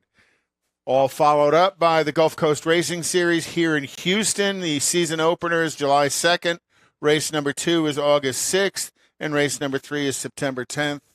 Headed up by Gina Child-Knowles, friend of the show, out at. We're going to have Rodney on. He's going to talk about that later. Cool. Oh, today? Yeah, that's why I don't. That's why I don't read what Morris emails me. Well, it wasn't on there. It was kind of a last minute. Okay. thing. Well, cool. So that is the racing news. He still doesn't read anything I send him, so it doesn't matter. Neither do I. So does anybody? I do. You read it because you wrote it. Exactly. We don't read it. Jeff does. Yeah, Jeff does. Because Jeff's the smartest of the 4 of us. Yeah, there's that. I was perusing automotive news yesterday, and they came across a story. Auto industry's transition to electric vehicles threatens to wipe out smaller parts suppliers. And I knew that it would have an effect, but once you start thinking about it, it has a tremendous, overpowering effect on thousands of people that are employed at companies that make things like axles, transmissions, things that you really don't think about. Those people, if they don't reinvent themselves, they will be out of business. And all of those employees that work there, American Axle comes to mind. They'll be out of business. They'll be unemployed. Because they're not used in a pure EV. No. There are some things that are used in a pure EV, like steering knuckles and things like that, but not axles. Yeah. What's Saginaw going to do when they don't need power steering pumps? Because they do it all electronically. You know, there's lots of stuff in EVs that aren't needed from an internal combustion engine. Well, it's going to be a huge transition. And we were also, before we went on the air this morning, the 3 of us were having a discussion about the fact that how quickly this is going to happen. Now, if you were to believe all that you read today and all of the things that the manufacturers are working on in the billions, and I do mean billions and billions and billions of dollars, not just by one company, but by all of the manufacturers that they're sinking into the EV market, you would think that, your gasoline-powered car won't have gasoline to run it anymore, and that's just not the fact. Well, and you're hoping that your electric car will have electricity to charge it, because I'm still a believer that the infrastructure isn't set up to take 20% of the population of vehicles on the ground electrically. Listen, in powered. Texas, if we don't come close to brownouts every summer, we certainly have complete power grid failure when it comes to freezing temperatures, which we experienced just a year ago.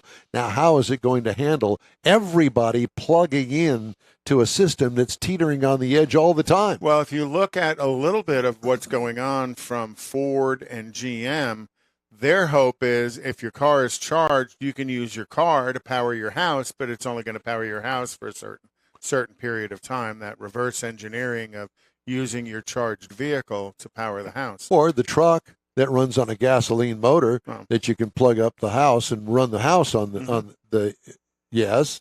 So what happens? You've got your house plugged into your truck. What happens when the power comes back on? You charge your truck.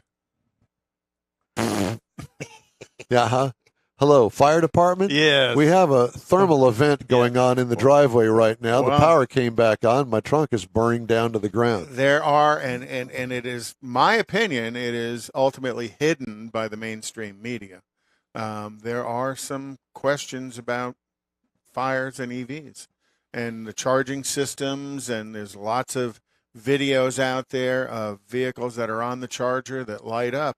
Chevrolet recalled the Bolt because of fires caused because of the EV system. Well, but I argue the fact that there are a lot of gasoline vehicles that go up on the freeways every day, and I see it. Oh, yeah. But to me, the difference is how easy it is to put that fire out. Well, yeah, you could put a gas fire out. An EV fire, you may put it out for now, but once the oxygen gets back to the source, it's going to reignite. You know, we talked about that a couple of weeks ago, how they'll reignite while they're being trailered into the salvage yard, and salvage yards have, the big ones, have a special area with fire suppressant devices around to store EV vehicles, and in some instances, they store them on their roof so they can access the battery, on the Teslas, and access the battery pack to extinguish them. Really? Yep. Yes, they do. They store them on their roof. Well, they don't store them. I mean, these are all totaled cars. They just turn them on their roof so that they can get to the battery pack. So what's going to happen to all of the ugly components that make up that battery? So you have a total Tesla in there, and you've got this ginormous battery pack underneath it. What happens to highly that? toxic stuff. Yeah. But, hey, you know, we're just going to send it all to California and let them deal with it. Yeah, why not?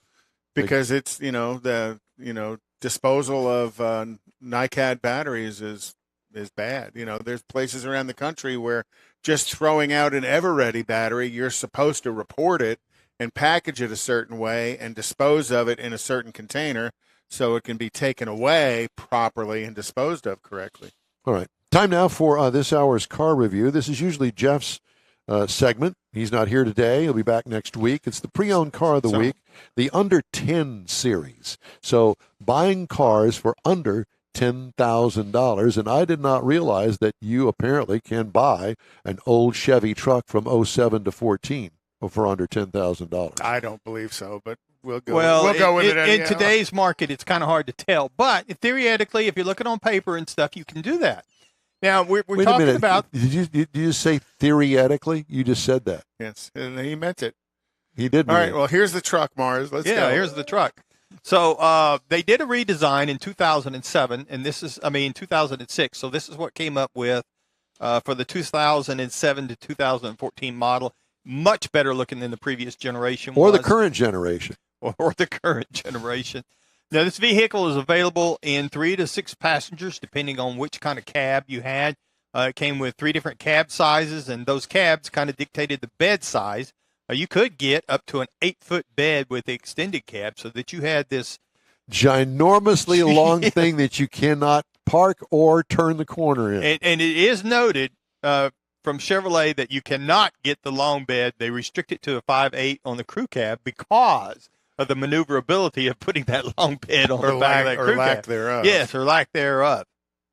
So as part of the redesign, it came up with what's considered a very much improved interior. The rear seat that has the fold up so that the floor, you can get access to the floor for the cargo on it.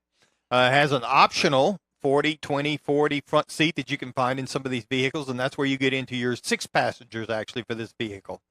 And I was surprised to learn that in that year range, there was over 3,600,000 of these vehicles that were sold new.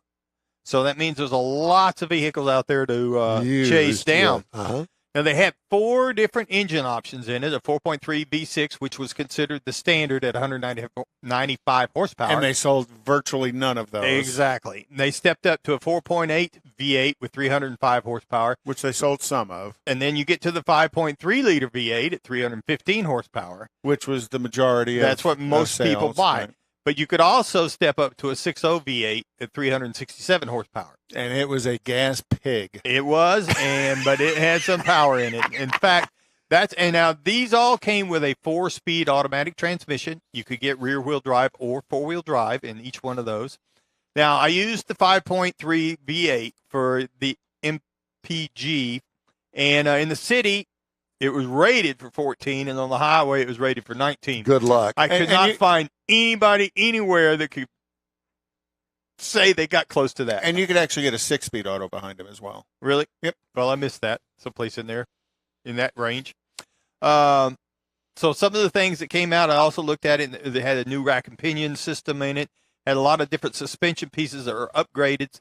One of the things I really liked back then was the Z71 off-road suspension.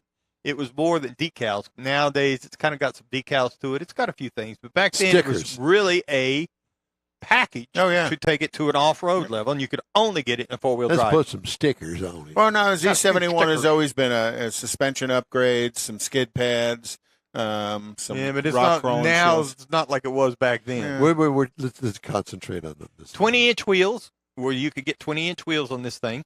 So at 2007, you could get down in the work truck level. You could get the beginning price at $18,760 for a brand new one in 2007. And that was a hoser. That was the white one with the vinyl floor. That was a stripper. You just hose it out. Yep. I look at that as a different kind of hoser, but whatever. Yeah. By 2014, that had creeped up to $19,997. Now, I picked a 2008 because there's so many variables in it, but you can get right now a 2008 somewhere between $5,613 and $97.90 if you go out and look at KBB and Edmunds. That's what they'll tell you. How finding one on a lot in this environment Where's is a different Jerry story. Evans when we need one? Well, that would be the question. But so there's a lot of them out there if you're looking for an older truck. Mm-hmm. Yeah, there's lots of $5,000 one. It's probably got 450,000 miles on it. Because it is Texas, not a straight piece of metal on it. Trucks hold resale. And they do. Strongly hold resale. Yes. But there's a ton of these out there. Absolutely. Get you one. Would you buy one? In a heartbeat.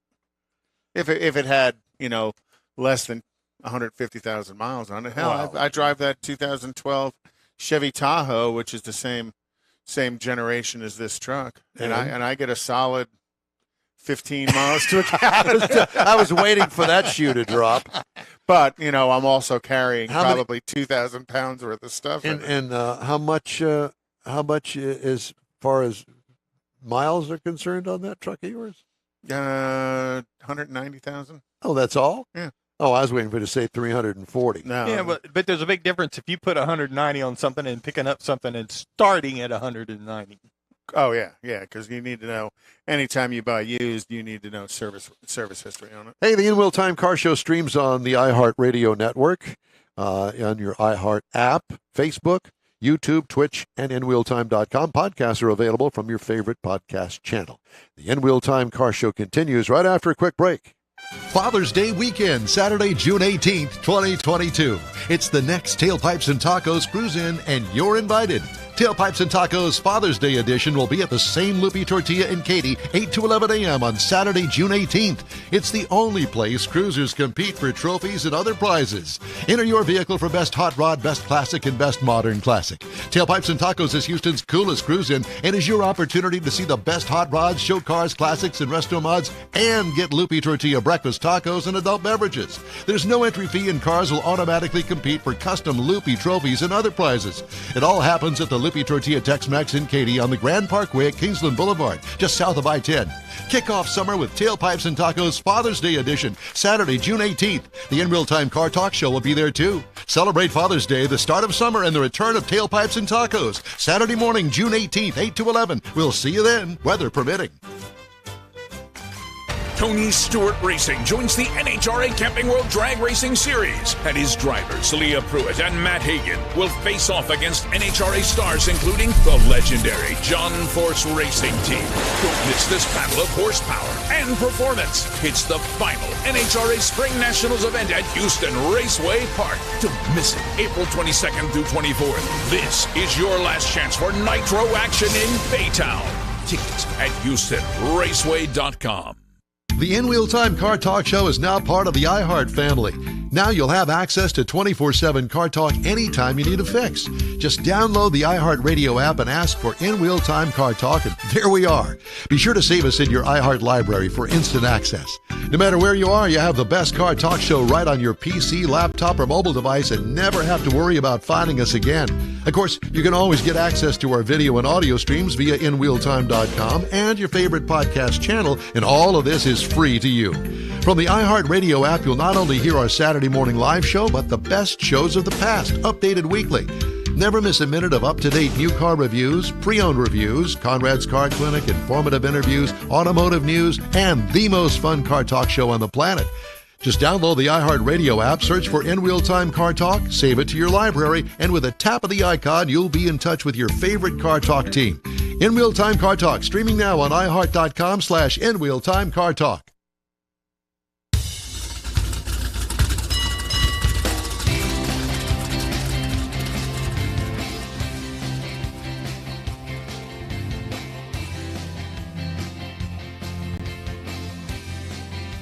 You know, it's truly amazing how this show works. And I asked Conrad to do something. He can't even turn the volume down on my telephone.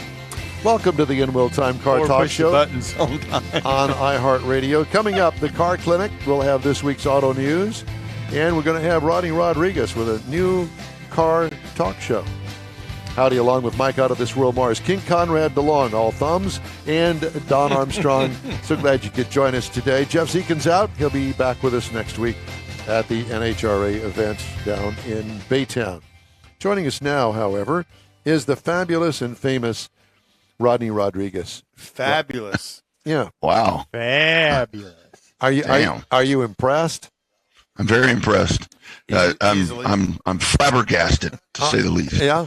Well, maybe we could get his video up here, maybe like that. Comrades. Yeah. I'm still messing with your phone. I know. Come on, Don. You threw the whole process off here, buddy. You know, I give Conrad, I give Conrad my phone to post something. And I'm like a 7-year-old girl. I'm scrolling through it to find out all of his Instagram account numbers. I don't have any Instagram accounts. I'm not on. Give me my damn phone. Tell us, what all are you finding on this phone? Bad stuff. Stuff we can't talk about on the air. Yeah, exactly. That's right. That's what I'm thinking. Well, your audio sounds terrible. I don't know why. Why does his audio sound so bad? Because I think he's got his microphone a little too low, maybe. I don't know. It's not too low. It's too hot. But whatever the case may be, Rodney. Meant the position. So, what is this new radio show? It'd be my voice the problem, to be honest with you guys. Is that what it is? He was racing last night. Were you racing? Yeah, I did Waco last night, so it takes its toll. It takes its toll. Dirty air, it's actually a byproduct of the cool thing for the Gulf Coast Series becoming a part of Racing America.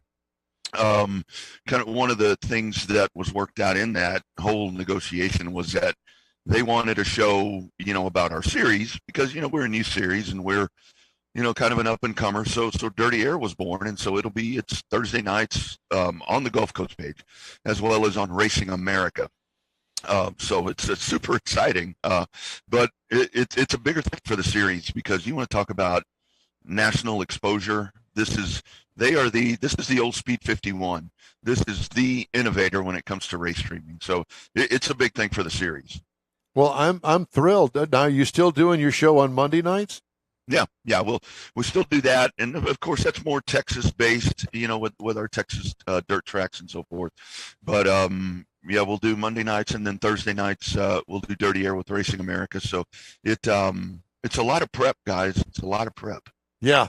Well, you're talking to the prep kings here because I know that Mars and I work on this show, all week long. And it takes 2 or 3 hours every day out of our time. And Mars puts in more time than I do. And you'd think, well, these guys just sit down at the microphone and, come up with stuff and talk and no big deal. But it's not quite that easy, is it?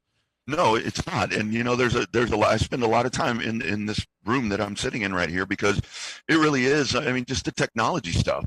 You have to stay on top of that. Any little blip is going to cause a problem. And that's not even talking about guests, following news, coming up with opinions. I mean, I think people think that a lot of us, when we do this, like you said, Don, we just kind of sit down and start talking. You have to think about these topics, and you have to correlate and come up with opinions, whether it be kind of a unpopular one or whatever, and you have to be able to defend it. So it takes a lot of time. It is 2 to 3 hours a day at least. Yeah. Well, so let's talk about some of the stuff that you talk about on Dirty Air. And you know, I know that this is focused on Gulf Coast Racing Series. I got that. And Gulf Coast Racing Series is circle track stuff on asphalt. But you talk about dirt track stuff as well? But it's going to be just anything along the Gulf Coast. I mean, we will really try to hone in to our drivers, because the beauty of it is so many of our drivers race in Pensacola.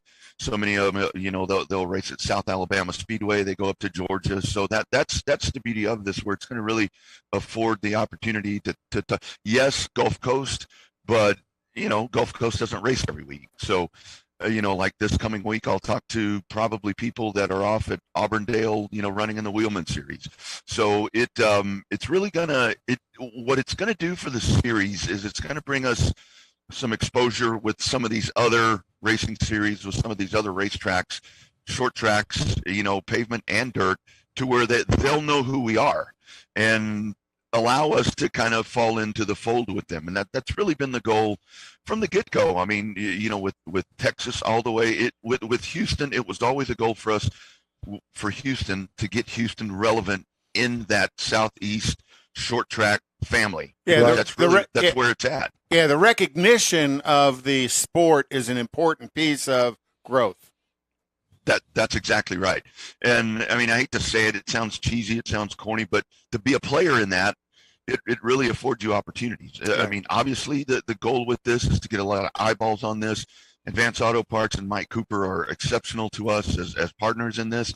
But, you know, if we get associate partners and we get other people that want to become a part of the series, it enhances the growth. And there's already one race. I mean, I believe it's on June 4th. The series will go outside of Mobile, outside of Houston, and go to you know, a different track, Montgomery Motor Speedway, and run our trucks there. So that's really the thing, and it's coming down to the drivers. You know, we want to give the drivers opportunities to do what they love and be on a nice platform.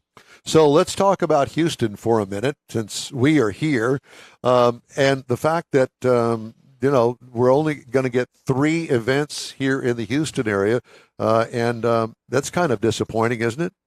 Yeah, it really is, you know, because the basis of the series is there. And this whole thing, I mean, this hood back here, you know, Texas Short Track Racing Series, that's where it all started. And you have July 2nd, August the 6th, and September the 10th. So the change was we lose the first one, which not lose, but there won't be what was the first one, which is May 21st. But I do want to take a little time, guys, if you don't mind, to really address something. I think there's a misconception floating around that maybe the focus is not so much with Texas and with Houston. And that's hardly the fact. I mean, that's hardly the fact. I mean, Texas is the core of it. I mean, when you plant a tree, what you put in the ground is the root, and Texas is the root, and it's always been the root, and it's still the goal to race as often as possible in Houston, or Texas for that matter. But it's a lot more difficult. You talk about show prep, and Don, you've heard some of the stories with this. You talk about show prep. It's a hell of a lot more than going to the racetrack, turning on the lights, and doing all of this, and then the whole fact that you've got to pay a lease and you've got to do all of this. It's hard, and yes, it's a kick in the, you know what, that we lose May 21st. But like I've been telling folks, you know, let's take what we have, and hopefully we can build with it. And folks are telling me, well, you know, you can't have a race car and just count on 3 races. Well, that's what we have, unfortunately. I mean, it sucks. Yeah, if you don't step forward, you're going backwards. So we need the people who race here in Texas to step forward, fill the field. They'll add races if they see. I mean, ultimately, this comes down to track profitability as well. Nobody really wants to say that, but that's the reality of it. If the track can't make money putting on the race, they're not going to put on that many races. So if they make good cash flow on these 3 races, we'll get more races next year. Yeah, and you can't. It's not fair to frown upon one Gina because she's the one. I mean, still doing this. Yes, the partner help is great, but still, a lot of this is out of her and Bo's pocket. Oh yeah, and that sucks. The other part about it is, there's people that are frowning upon, Dean Baker out there. But I mean, if I'm Dean Baker, I mean, to me, the drag strip, I mean, that is a money. That thing is just, it's just like a calculator. I mean, he's doing well. I mean, why would you interrupt a very good business model? He's done us a great service to allow us the opportunity to even race, on his oval. But I mean, why do you disrupt that? I mean, it's just a tough situation, and that's where Mobile is different. Where Gina does have the flexibility, being that's hers. There's a drag strip there that she works in conjunction with, but they are totally separate. They do not rely on each other.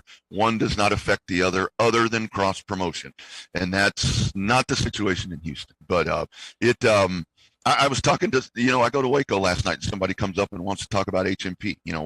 What's going on with all of that? And even this person understands it. He's like, I hate it, but man, it just, the business model is good for that place right now. Yes. Well, I will say this, that I would imagine that there are a bunch of Houston drivers that will trailer over to Alabama to race over there in Mobile that typically they might not go every week or every race, but I would imagine that they do make plans to go over there, trailer over there on Friday, race on Saturday, trailer back on Sunday. Am I right? Go for some of the big purse events. Well, if you got a good product, they got a good track, they know they're going over there to get their money's worth, if you will, because it's going to cost them money to get there. Yeah. Then that's a big difference, What is the attendance like over there? Is it continuing to grow?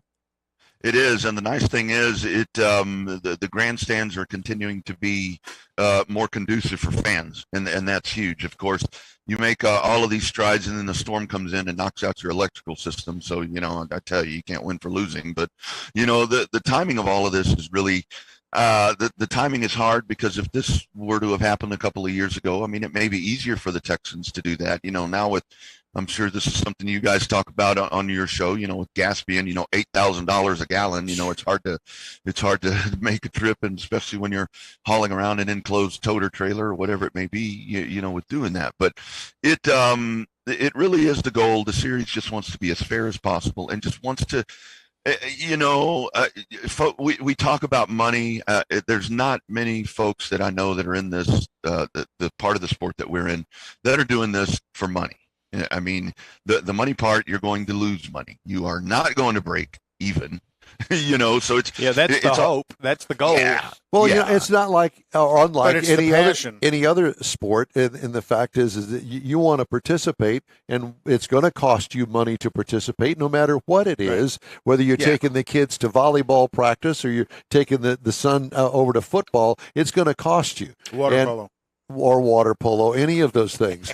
I will say that racing folks, they are dedicated, and they will trailer that. If it's $10 a gallon, okay, well, that's just part of the expense. We might not go 4 times this year, might only have to go 2, but we're going to go where the action is. And I've made that trip over to Mobile. Is it a pleasant trip down I-10 through Neaterville? No, it is not. But I will tell you this, once you get over to the Louisiana side, it's a clear sailing right on over to Mobile. So there is that. Yeah, it's definitely a pay-to-play sport, the ultimate pay-to-play sport. Yeah, and that is the thing, with it. But I have to say that the folks over there have been very welcoming. I mean, we took the Legacy Series down there for a race or two, and I know of at least 3 guys down there that have already found these cars and have them down there. And we took our ever popular Eco Stocks down there, and they as well, they love that class. It's been hard, and that's one of the you know, what's the best way to say it? It's always been the thing with Texas trying to work with these other states, with Louisiana and Mississippi and Georgia and Florida, is we pay it forward where we go to their snowball derbies and we go to their rattlers and we go to their all of these races and we're well attended, and there's a strong Texas influence. Texas, very strong influence with Five Flags in Pensacola for the longest time. There for several years, the Texans were their truck series, and it's like, well, they're not paying it back. You know, they're not paying it back. They're not coming to Texas to race, or they wouldn't come to Texas to race. And frankly, I mean, why would they? I mean, you've got, it amazes me to look in Florida. There are these tracks. There are Houston Motorsports parks everywhere in Florida. And that, man, you want to talk about, hey, look, I'm a fan of dirt track racing. I love calling dirt track races. I don't want to race on it. I love the dirt track scene here in Texas, great folks, but my heart is with asphalt. And I network with these Florida folks, and it's like, oh, Thursday I'll be here. Friday I'll be here. We've got a Sunday afternoon event over here. And I'm like, we got 3 races in Texas all year. You just rattled off 3 in 3 days. Yeah. Let's talk about the broadcast now. Is it also on video online on a Saturday night? Yeah. Well, that right there, you just go to racingamerica.com or racingamerica.tv. It'll be one of the two.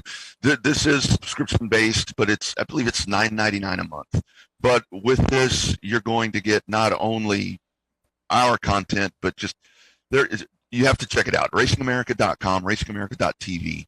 There's racing from all across the country. Dirt, asphalt. If you're missing your asphalt, if you are missing your asphalt racing, Houston, Texas friends, the Houston folks know about Speed 51. Okay, let me ask you this. This is the place to go. Yeah, let me ask you just quickly here about sprint cars. I know that there's a thing about winged sprint cars on asphalt that just is really kind of a no-go place because they wreck all over the place. They're flipping all over. So you take the wings off of them, and you actually get the cars to slow down a little bit, and there's not so many accidents. Are sprint cars a viable feature at asphalt tracks? Me, they are. Ideally for me, those cars on a side at Mobile, they would just rip that place. It worries me at Mobile. You saw it, Don. There's no walls. As I say, they can get other fast. than the front stretch. It would concern me there with the speeds, the no walls. You get one of those things airborne, which they are apt to do, and it could get a little hairy. For me, not to add any salt to the wound, but I would love to see them at Houston. Yeah, me too. Perfect place. I know, perfect me too. place. I know. That 3/8 would be awesome. Yeah, it truly would. Well, listen, man, best of luck with your new show, Dirty Air. And I guess we can find that online as well. Yeah, Thursdays at 6:00. I know on the last show I said that it would be Tuesdays, but it's actually going to be Thursdays.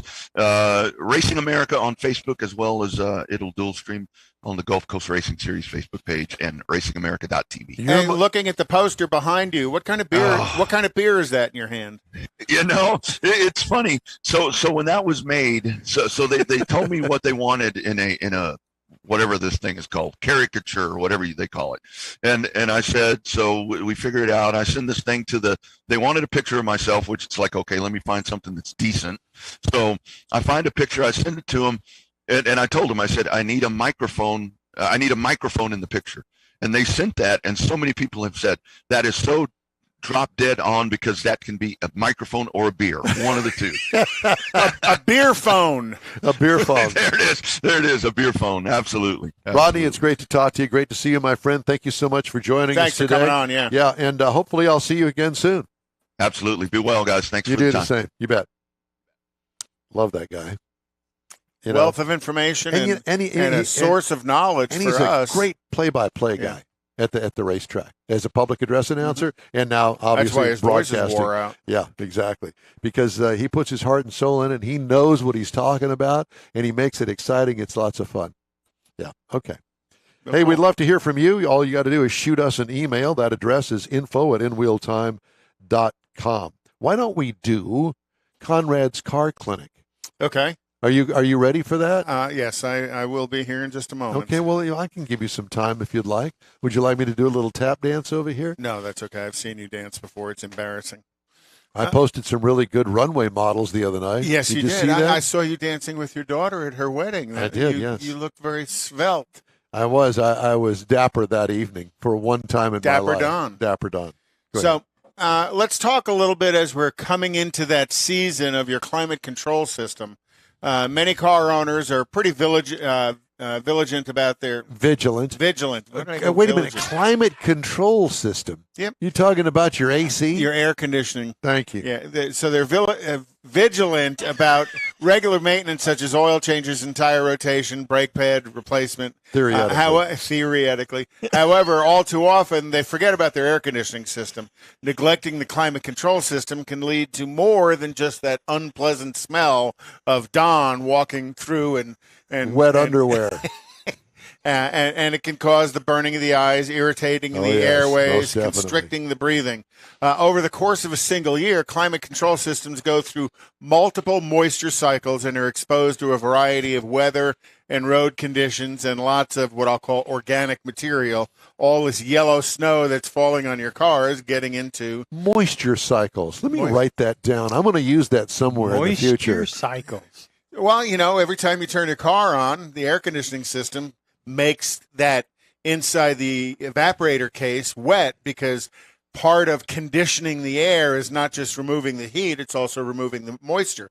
That's why when you sit parked for a while, your car makes that little puddle underneath the passenger side. Or is that a piddle? It's the AC piddling as it pulls the humidity out of the air and drops underneath. Well, so all of that means that you need to do something to manage that buildup of those contaminants in the springtime. Let's get it all cleaned up. It's full of allergens and bacteria. Over time, mold, mildew, viruses, and bacteria can grow in that cabin, the evaporator case and the cabin air filter and the evaporator itself. When you turn the air conditioning on, those allergens are blown through the inside of the cabin climate control system, right? Have you ever started your car and smelled that dirty sock smell? Yeah. Kind of like awful. starting your central heat unit first time of the year, so Right. you get a dirt smell. And that's an indication that you have mold, mildew, bacteria, and viruses growing in your air conditioning system. So, what can you do about it? There's products out there that kind of fill the evaporator case up with foam and will clean it out for you, and then it literally drains out that same little drain in the bottom. We've talked to Carolina over there, and she's actually captured that stuff coming out, and she's got samples of it that she can show you in a water bottle. I want to see that. It is disgusting looking. But, you want to maintain that, because when you're smelling that, you're actually ingesting that mold, mildew, and virus. That's what causes that smell. So maintaining good health, and especially important for people and infants whose lungs are still developing, and adults with respiratory illnesses such as asthma and emphysema and COPD. Vehicle owners can do something to protect themselves and their families from those hidden dangers, getting in there with a good cleaner to kill the mold, bacteria, mildew, and viruses that'll and stop those odors from growing inside your air conditioning system, as well as replace that cabin air filter at least twice a year. If you have one. If you have one. Not all cars have one, but replace it twice a year. Believe me. Oh, my gosh. The first time you replace it, you're going to go, oh, that's disgusting. Because if you haven't replaced it in a while, it looks like a rat's nest. And it does two things. Not only does it collect all that organic material, it slows the airflow going down, kind of like the filter is inside your house. If that's plugged up, the airflow out the vents is less because it can't draw enough air through it. So, it's multifaceted. I know something that I always used to do. I don't do it, and I probably should in the Corvette, is I just get me a can of Lysol, put the AC on recirculate, get underneath there and shoot it where it sucked it all in on the passenger side, and it helped tremendously. It can help. It doesn't touch all of the mold, Correct. mildew, and bacteria. So that's why this foaming agent will do a good job of, because to kill bacteria, you got to kill it with an antibacterial agent. So it does a good job, but you want something that, especially if you don't have a cabin air filter, all of that dust and hair and stuff that's in the cabin air filter, it gets on the face of the evaporator. So something that'll get on it and break it down into a liquid and let it drain out the AC drain is really what you want to do. Maybe that's the next thing I need to spend my money on and have that done. Well, Carolina, it's only got 25,000 miles on it, though. How bad could it be? I think you would be surprised. How much does it smell like your feet? It doesn't. Okay. Even though it sits out there under the cover, which is holding all that moisture in under there. Yeah. So now what I thought about was getting some Ridex. Is it Ridex, that moisture stuff that you open the lid on it and set it in? Collects water. Yeah. Yep. Good idea. Yeah. But, it's definitely springtime. It's time to go get your AC system cleaned. Ready for that. Thank you, sir. Toyota Motor Company plans to launch an SUV version of the Crown sedan for Japan, China, and North America. Revamping a nameplate that has been a showpiece of Japan's market for nearly 7 decades. The SUV, which will come in hybrid, plug-in hybrid, and full electric models, marks an attempt to bring the 67-year-old Crown more in line with market trends as consumers shy away from sedans. Sales of the hybrid are expected to begin in the summer of 2023 and will include exports to China and North America, while the plug-in hybrid is intended for the domestic market and not here. Elon, Tesla CEO, announced the offer in a filing with the U.S. Securities and Exchange Commission on Thursday to take over Twitter for $43 billion. Go for it, Elon. Chump change to him. But it's 54.20 per share. And there's always, in everything Elon does, there is the number 420 is in everything he does when he's buying something. You know why? It refers to pot. He's a big pothead. I think it's great. I was born, but not yesterday. Yeah. Yeah, but you forgot that. What? Suppliers to internal combustion engine vehicles will need to realign their businesses, simplify their supply bases, and increase their merger and acquisition activity if they hope to thrive in the world of electric cars and trucks, according to a recent industry report by the consulting firm McKinsey. It's all over the internet. As all of their suppliers are going out of business. Well, there will be if everything goes the way that the automakers say it will, and that is that they're pouring so much money into the electric business. Honda, in the midst of a radical corporate makeover, said it will invest $39.91 billion over the next 10 years in electrification as it rolls out 30 full electric vehicles globally and builds production capacity for 2 million EVs annually by 2030. You mentioned that, the Ford F-150 Lightning is just now starting production, and they'll be making deliveries later this month. Yep. And speaking of which, European electric vehicle charger maker Wallbox on Monday began construction of its U.S. plant in Arlington, Texas. The 130,000 square foot factory will begin production in early fall and manufacture more than 250,000 units next year. In 2022, according to the company. 130,000 square feet, that's actually kind of small. Company said it chose Arlington because of the city's position as a transit hub between the U.S. coasts and its proximity to major cities such as Dallas, Fort Worth, Houston, and Austin. That is it for this hour of the In Wheel Time Car Talk Show, and we will have more right after a quick break. Father's Day weekend, Saturday, June 18th, 2022. It's the next Tailpipes and Tacos Cruise In, and you're invited. Tailpipes and Tacos Father's Day edition will be at the same Loopy Tortilla in Katy, 8 to 11 a.m. on Saturday, June 18th. It's the only place cruisers compete for trophies and other prizes. Enter your vehicle for Best Hot Rod, Best Classic, and Best Modern Classic. Tailpipes and Tacos is Houston's coolest cruise-in and is your opportunity to see the best hot rods, show cars, classics, and resto mods, and get Loopy Tortilla breakfast tacos and adult beverages. There's no entry fee, and cars will automatically compete for custom Loopy trophies and other prizes. It all happens at the Loopy Tortilla Tex-Mex in Katy on the Grand Parkway at Kingsland Boulevard, just south of I-10. Kick off summer with Tailpipes and Tacos Father's Day edition, Saturday, June 18th. The In Real Time Car Talk Show will be there too. Celebrate Father's Day, the start of summer, and the return of Tailpipes and Tacos. Saturday morning, June 18th, 8 to 11. We'll see you then, weather permitting. Tony Stewart Racing joins the NHRA Camping World Drag Racing Series, and his drivers, Leah Pruitt and Matt Hagan, will face off against NHRA stars including the legendary John Force Racing Team.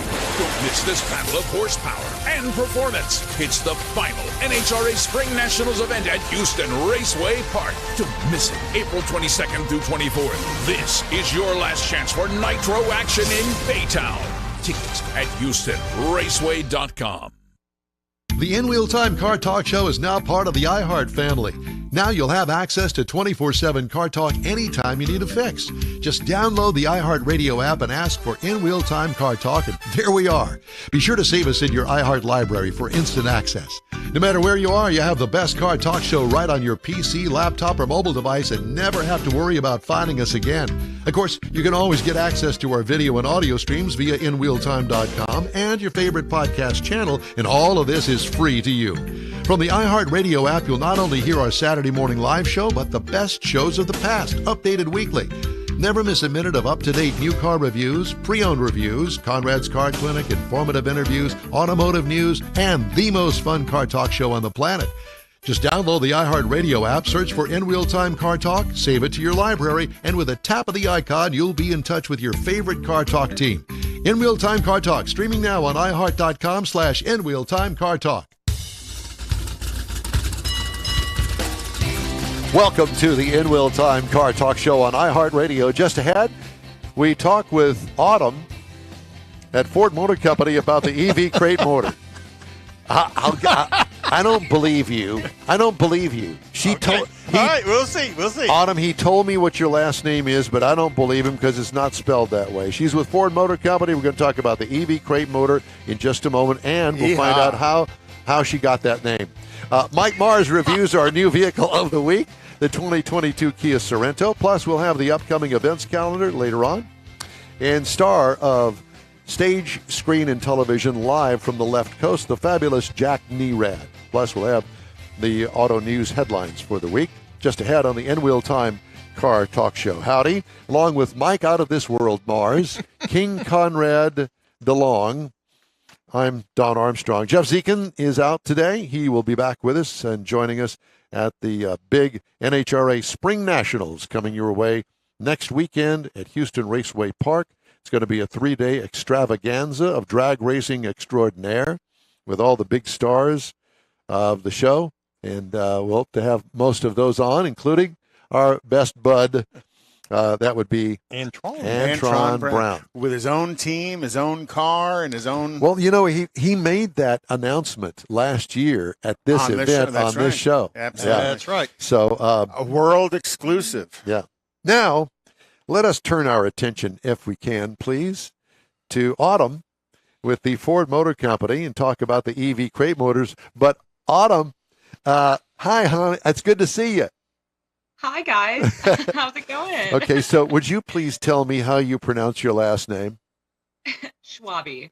Schwabi. Okay. See, it was right. Well, he was I know, right. it's a weird one. The L is silent. It's German. A lot of people mess it up. So thank you for asking before you butchered it, right? Before, like everybody else does. And embarrass myself like I always do. So we're starting off with my embarrassment, but we'll just move past that, okay?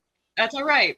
Never happened. So it never happened. That's exactly right. So Autumn, EV crate motors. And, we were having a discussion just last week about when are the car manufacturers, Ford, Chevy, Chrysler, going to come up with a crate motor plan for EVs. And I know that... And then we have you on this week. And we have you on this. Such a miracle. Perfect. Hey, I know it is perfect. All in the It's meant timing. to be. So tell me about Ford's apparently recently announced EV crate motor program. Absolutely. So Ford Motor Company came out with the first ever all-electric crate motor. So we actually revealed it back at SEMA 2021. So, just very recently. And we demonstrated it actually in an old F100 to showcase what that vehicle, can do with that motor. So that crate motor, it's, kind of one of its kind. It's based off of the Mustang Mach-E motor. So horsepower wise, it's about 281 and pounds of torque is about 317. So it's, it's a fun little motor, and it's actually very affordable. So you can find it at Ford Performance Parts. It's about just over $4,000. And when we revealed it at SEMA, I mean, our customers went crazy. That's a steal. We completely sold out. Yeah. It was amazing. We knew it was going to be a hit, but we didn't know it was going to sell it that quick. So Autumn, so for me, a crate motor contains the motor and all of the things that go along with it. Does this include the brain that the EV motor needs to go down the road? Sadly, no. Right now, we're just offering the crate motor, but Ford Performance Parts is really working on developing those extra things that you need to put it in the vehicle. But as of right now, it's just the motor itself. Gotcha. Okay. Well, because, to me, as a do-it-yourselfer kind of car guy, I would need to have the brain because you're not looking at the brain power on my end to be able to make that work in a car. Well, I imagine that's all shortly to come. Yeah. But, a build like that isn't going to be short build. It's going to take a while to build. To me, the idea, I know you can get that stuff out on the aftermarket. It's obviously out there. But to me, I'm kind of like Don. You go buy a crate motor now, a gasoline-powered crate motor. You can get a long block, short block. You can get it in different configurations. So you're going to get this. My mind goes to, okay, what am I going to do about getting my transmission adapter so I can put a transmission to it? You don't need a transmission. No, you don't need a transmission. You can just run it straight to the axles? Absolutely. Yeah, straight to the axles or straight to the prop shaft. So how do you put it in neutral or park? That's what the power controllers, the control system's about. Well, and okay. See, we're so that shows my ignorance. So that's back to Don's point. If I go get a crate motor for me, I got to have everything. Well, the specs on yours is 217 foot-pounds of torque. Now, if you think about that in EV, that's 317 foot-pounds of torque at the hit of the throttle. That's the way electric motors work. And it's only going to weigh altogether 205 pounds. It's going to be a third the weight of a typical gasoline engine and transmission assembly. It's going to make it fun to drive. What were you going to say, Mars? Just go ahead and say it. I was going to say, as far as weight goes, adding weight to the car, like on a Saturday night, I've had dates that added that much weight to the car. Oh, my God. We wish you didn't say that. So you have to remember the batteries are what really weighs down the vehicle. Correct. So yes, that motor is light, but then the weight will come from the batteries that are needed. And the battery packs, there's a number of different battery packs available and battery styles available from the NiCad to. So now, are you going to sell the batteries too? As of right now, I cannot say what future products, but Ford Performance is working on the extra items. Oh, my needed. God. Well, so you've been schooled in the Mike Levine school of interviews on radio, no doubt. I do work very closely with Mike Levine, and everyone has to say our little spiel, but that's how we stay professional. I know. And I would assume at some point this will be a bolt-in, plug-and-play system that they're going to have available. Absolutely. And I know you can't say that, but I can because that's the way it's going to work. So in other words, what I'm getting here is the fact that if you want a Ford EV motor, buy it now. Put it in the closet because right around the corner is going to be the controller, and then the batteries are going to be there shortly thereafter. Right. Well, I said it, you didn't. It's okay. Well, sounds good. Yeah. So if you've got a 32 Ford or a 56 Chevy or something like that you want to convert, then that's your starting point because you've got to get the motor, you've got to get it fabbed up to get the motor in there and stuff. So. Yeah, I could see that. And then by the time you get ready to where you need the controller and stuff, it could be there. I could see them selling a complete package that it's a bolt-in and go to your 65 Mustang. Well, I will tell you this, that we did an interview here about, I want to say a year and a half ago, with a fellow that owned a company out in California that he was taking Tesla motors and Tesla controllers and installing them in, mom's 72 Buick. He had a 63 split window Corvette sitting there that he was doing the conversion. Yeah, that was in Long Beach. Yeah. So the technology is out there, and if you want to keep your Ford F-100 stock, and as far as a motor is concerned, and you want to go electric, now you can have do all that. the components to do because that. you know how us car guys are. We want to keep our Chevy. We want to keep our Ford. Oh, yeah. Yeah. And so Right there with you. Trust me, I know. yeah. So how are the orders going with the EV motor, the crate motor? Yeah, I mean, like I said, we sold out right when we showcased it, and we were just so shocked and so excited. So as of right now, they're slowly getting out to customers. So really looking at like the long term this year, we're really looking forward to seeing what our customers, put these motors in. We're really excited to see how they take, how we showed it in the F100 SEMA build, and then how they put it in their own, classic vehicles. So as of right now, orders are getting out, but we don't have anything, any questions, or we do have a tech line so that people can ask, anything needed. But right now, orders are slowly moving. Yeah, I posted the link to the Ford Performance Parts, the Illuminator Mach-E electric motor page on our social media. And I'm assuming that you guys know of some SEMA builds that are happening with your electric motor as SEMA is coming around. November this coming year. October, so I would think if you are out delivering these motors right now, there are people who are planning a SEMA build around it. I personally don't know of any yet, but fingers crossed there's some really cool builds. We definitely want to see what our customers do. Have you been to SEMA? Oh my gosh, every year. I think you're the only one that's never been, Don. What? Well, we got to get you there. It is amazing. I've been going since I was in college. In college, I worked with Ford Performance as an intern, and luckily I was able to go each and every year as a student. And from a student eyes going into, a professional full-time employee with Ford and Ford Performance, it's just such a fun time. You get to do so many fun things and see a lot of cool things. Where did you go to school? I went to Northwood University. It's a private business school located in Midland, Michigan. And I got a very unique degree. It's automotive aftermarket marketing and management. And yes, there's a degree for it. I knew my whole life I wanted to go in the automotive business. And I know you guys will like this. I am a drag racer. So you guys talk about NHRA, all of that. I am licensed in NHRA, and I have my own drag car. So have you driven the electric Cobra Jet? Have you gotten behind the wheel of the electric Cobra Jet? Not yet, but I've always been around it since the beginning. And the guys have gotten me kind of sat in it, feel it out. But what the hardest part is? I'm too short to reach the pedals right now. Well, you get some 4x4s and tape some 4x4s to the pedals and get I might have stood on a phone book. Yeah. Platform shoes. So what are you licensed for in NHRA? Which license? As of right now, I just have my starter license. So I just got it this last fall. I have a 1989 Fox Body Mustang that I did a full motor swap for a Gen 2 Coyote. Oh, wow. And I now have a 3-liter Whipple behind that. So, and then I just upgraded from a C4 to a Turbo 400.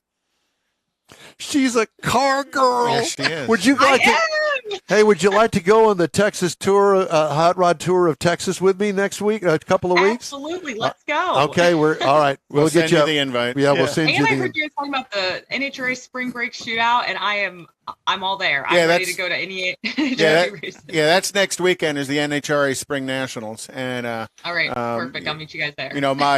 My daily business, my full-time job, we have a relationship with Bob Tasca. Bob Tasca III and his Mustang, and I know you guys have a huge relationship with him through the years. A lot of fun. Yeah.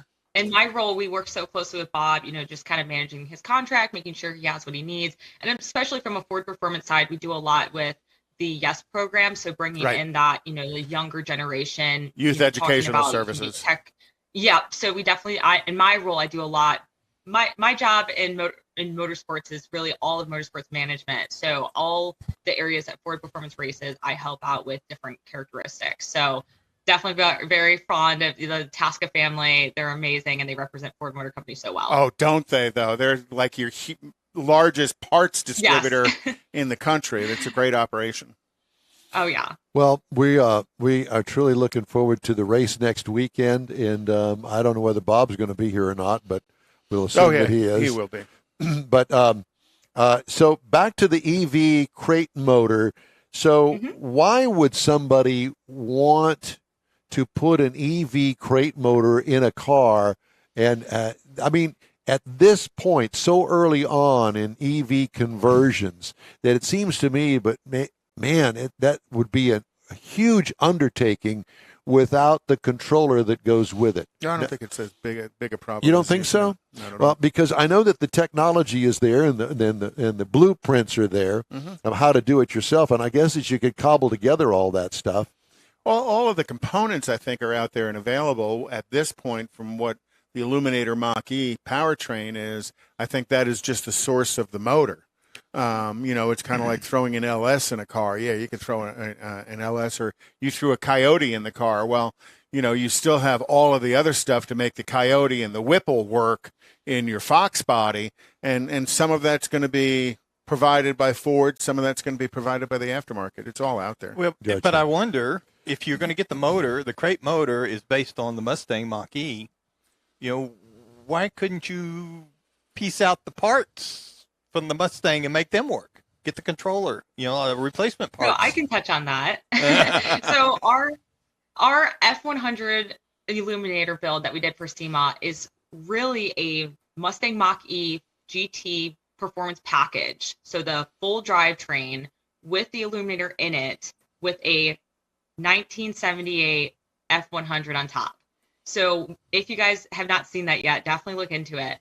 We took a full Mustang Mach-E GT from the, powertrain to the interior. So when you open the doors, you get a little bit of that retro mod. So absolutely, our customers will get this crate motor. They want to, do a full retro mod. They could take some of the Mustang GT components from the Mach-E and put it in that build. So that's something that we, demonstrated in that vehicle. So, like I said, you walk around the vehicle, it looks like an old truck, but then when you start it up, it's silent.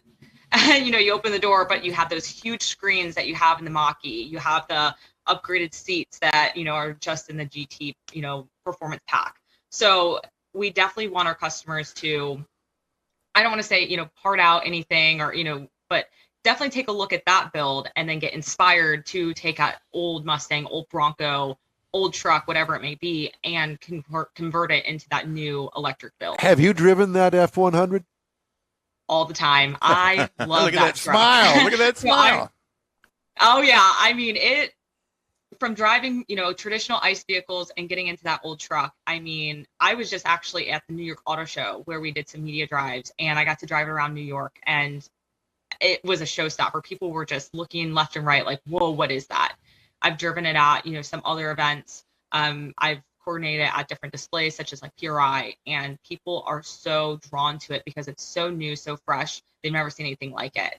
And like I said, what it really demonstrates is, Ford Performance Parts being the, the lead for that electric revolution, and that, hot rod builders and that custom chassis, and just really showcasing what our shops can do and, SEMA builds can be in the future with EV and making it fun. Well, I'm thrilled. I mean, I all I can imagine, I haven't seen the truck, but I can only imagine what a factory redo on a resto mod electric would be, because the factory guys do it to the T, the way that it's supposed to be, the way that you're taught in college about how to do this stuff. And then you got all that experience, that history of Ford Motor Company. It's very exciting And to me. the F100 EV, it's got old style dog dish wheel covers on it, painted wheels. Oh, yeah. It looks very original to the vehicle, except it's got 634 foot-pounds of torque electric motor in it. Yeah, that's it. Yep. Yep. So we do have two motors in it, so that gets it to that higher mile per hour, or the higher horsepower with that higher torque. So there are two motors in there. Yep, those wheels, they have that old classic kind of look, and then we have it in our classic Avalanche Gray, which is a Ford Performance color that you can find on Raptor, Mustang, vehicles like that. And then we did a custom bronze trim all the way around with everything from custom headlights all the way around to custom taillights, and then that custom interior to kind of bring that retro mod. We did some plaid And fun fact, it still has crank windows, so we did not fully redo everything. We kept Yay! things original. We love that. Does it have the wing windows on the side for the passenger yes, and it driver? does. Yes, absolutely. Got to have it. Love it. Love it. Love it. Autumn, it's great to talk to you. Thank you so much for joining us today. We really appreciate it. You're a delight to talk to and very knowledgeable about the EV crate motor at Ford. And we hope to have you back on again soon. As soon as you get that controller, you be sure and make us your first call, okay? Absolutely. Thank you so much for having me. And please let me know if you have any more questions. I'm so looking forward to working with you guys in the future. Thank you very much. And you be sure and tell Mike Levine we said hi. Absolutely. I will do. All right. Talk to you later. Thank you. Autumn Schwabe with the Ford Motor Company. All right. That's exciting stuff right there. All right. Time now for this hour's car review. No, let's do the events calendar first, shall we? Sure. Did I mess you up there? Yeah. No. Go. You hit the wrong button. Go one more button over, Conrad. There you go. Okay. All right. The events calendar. Lots of events. Well, yeah, there's all kinds of stuff going on, over the next couple of weeks. Again, May 14th is the Arkansas Camaro Fest. Bring your mullet, and that's in Eureka Springs, Arkansas. The Beaumont Main Street Gala that we talked about earlier today. May 21st is the Space City Showdown 3.0 out at Houston Raceway Park. May 20th through the 22nd is Go Topless at Crystal Beach. May 21st is the Magnolia Days Festival Car Show, and that's at Milam Street in Columbus, Texas. So I don't know where Magnolia and Columbus, Texas come together, but that's in Columbus, Texas.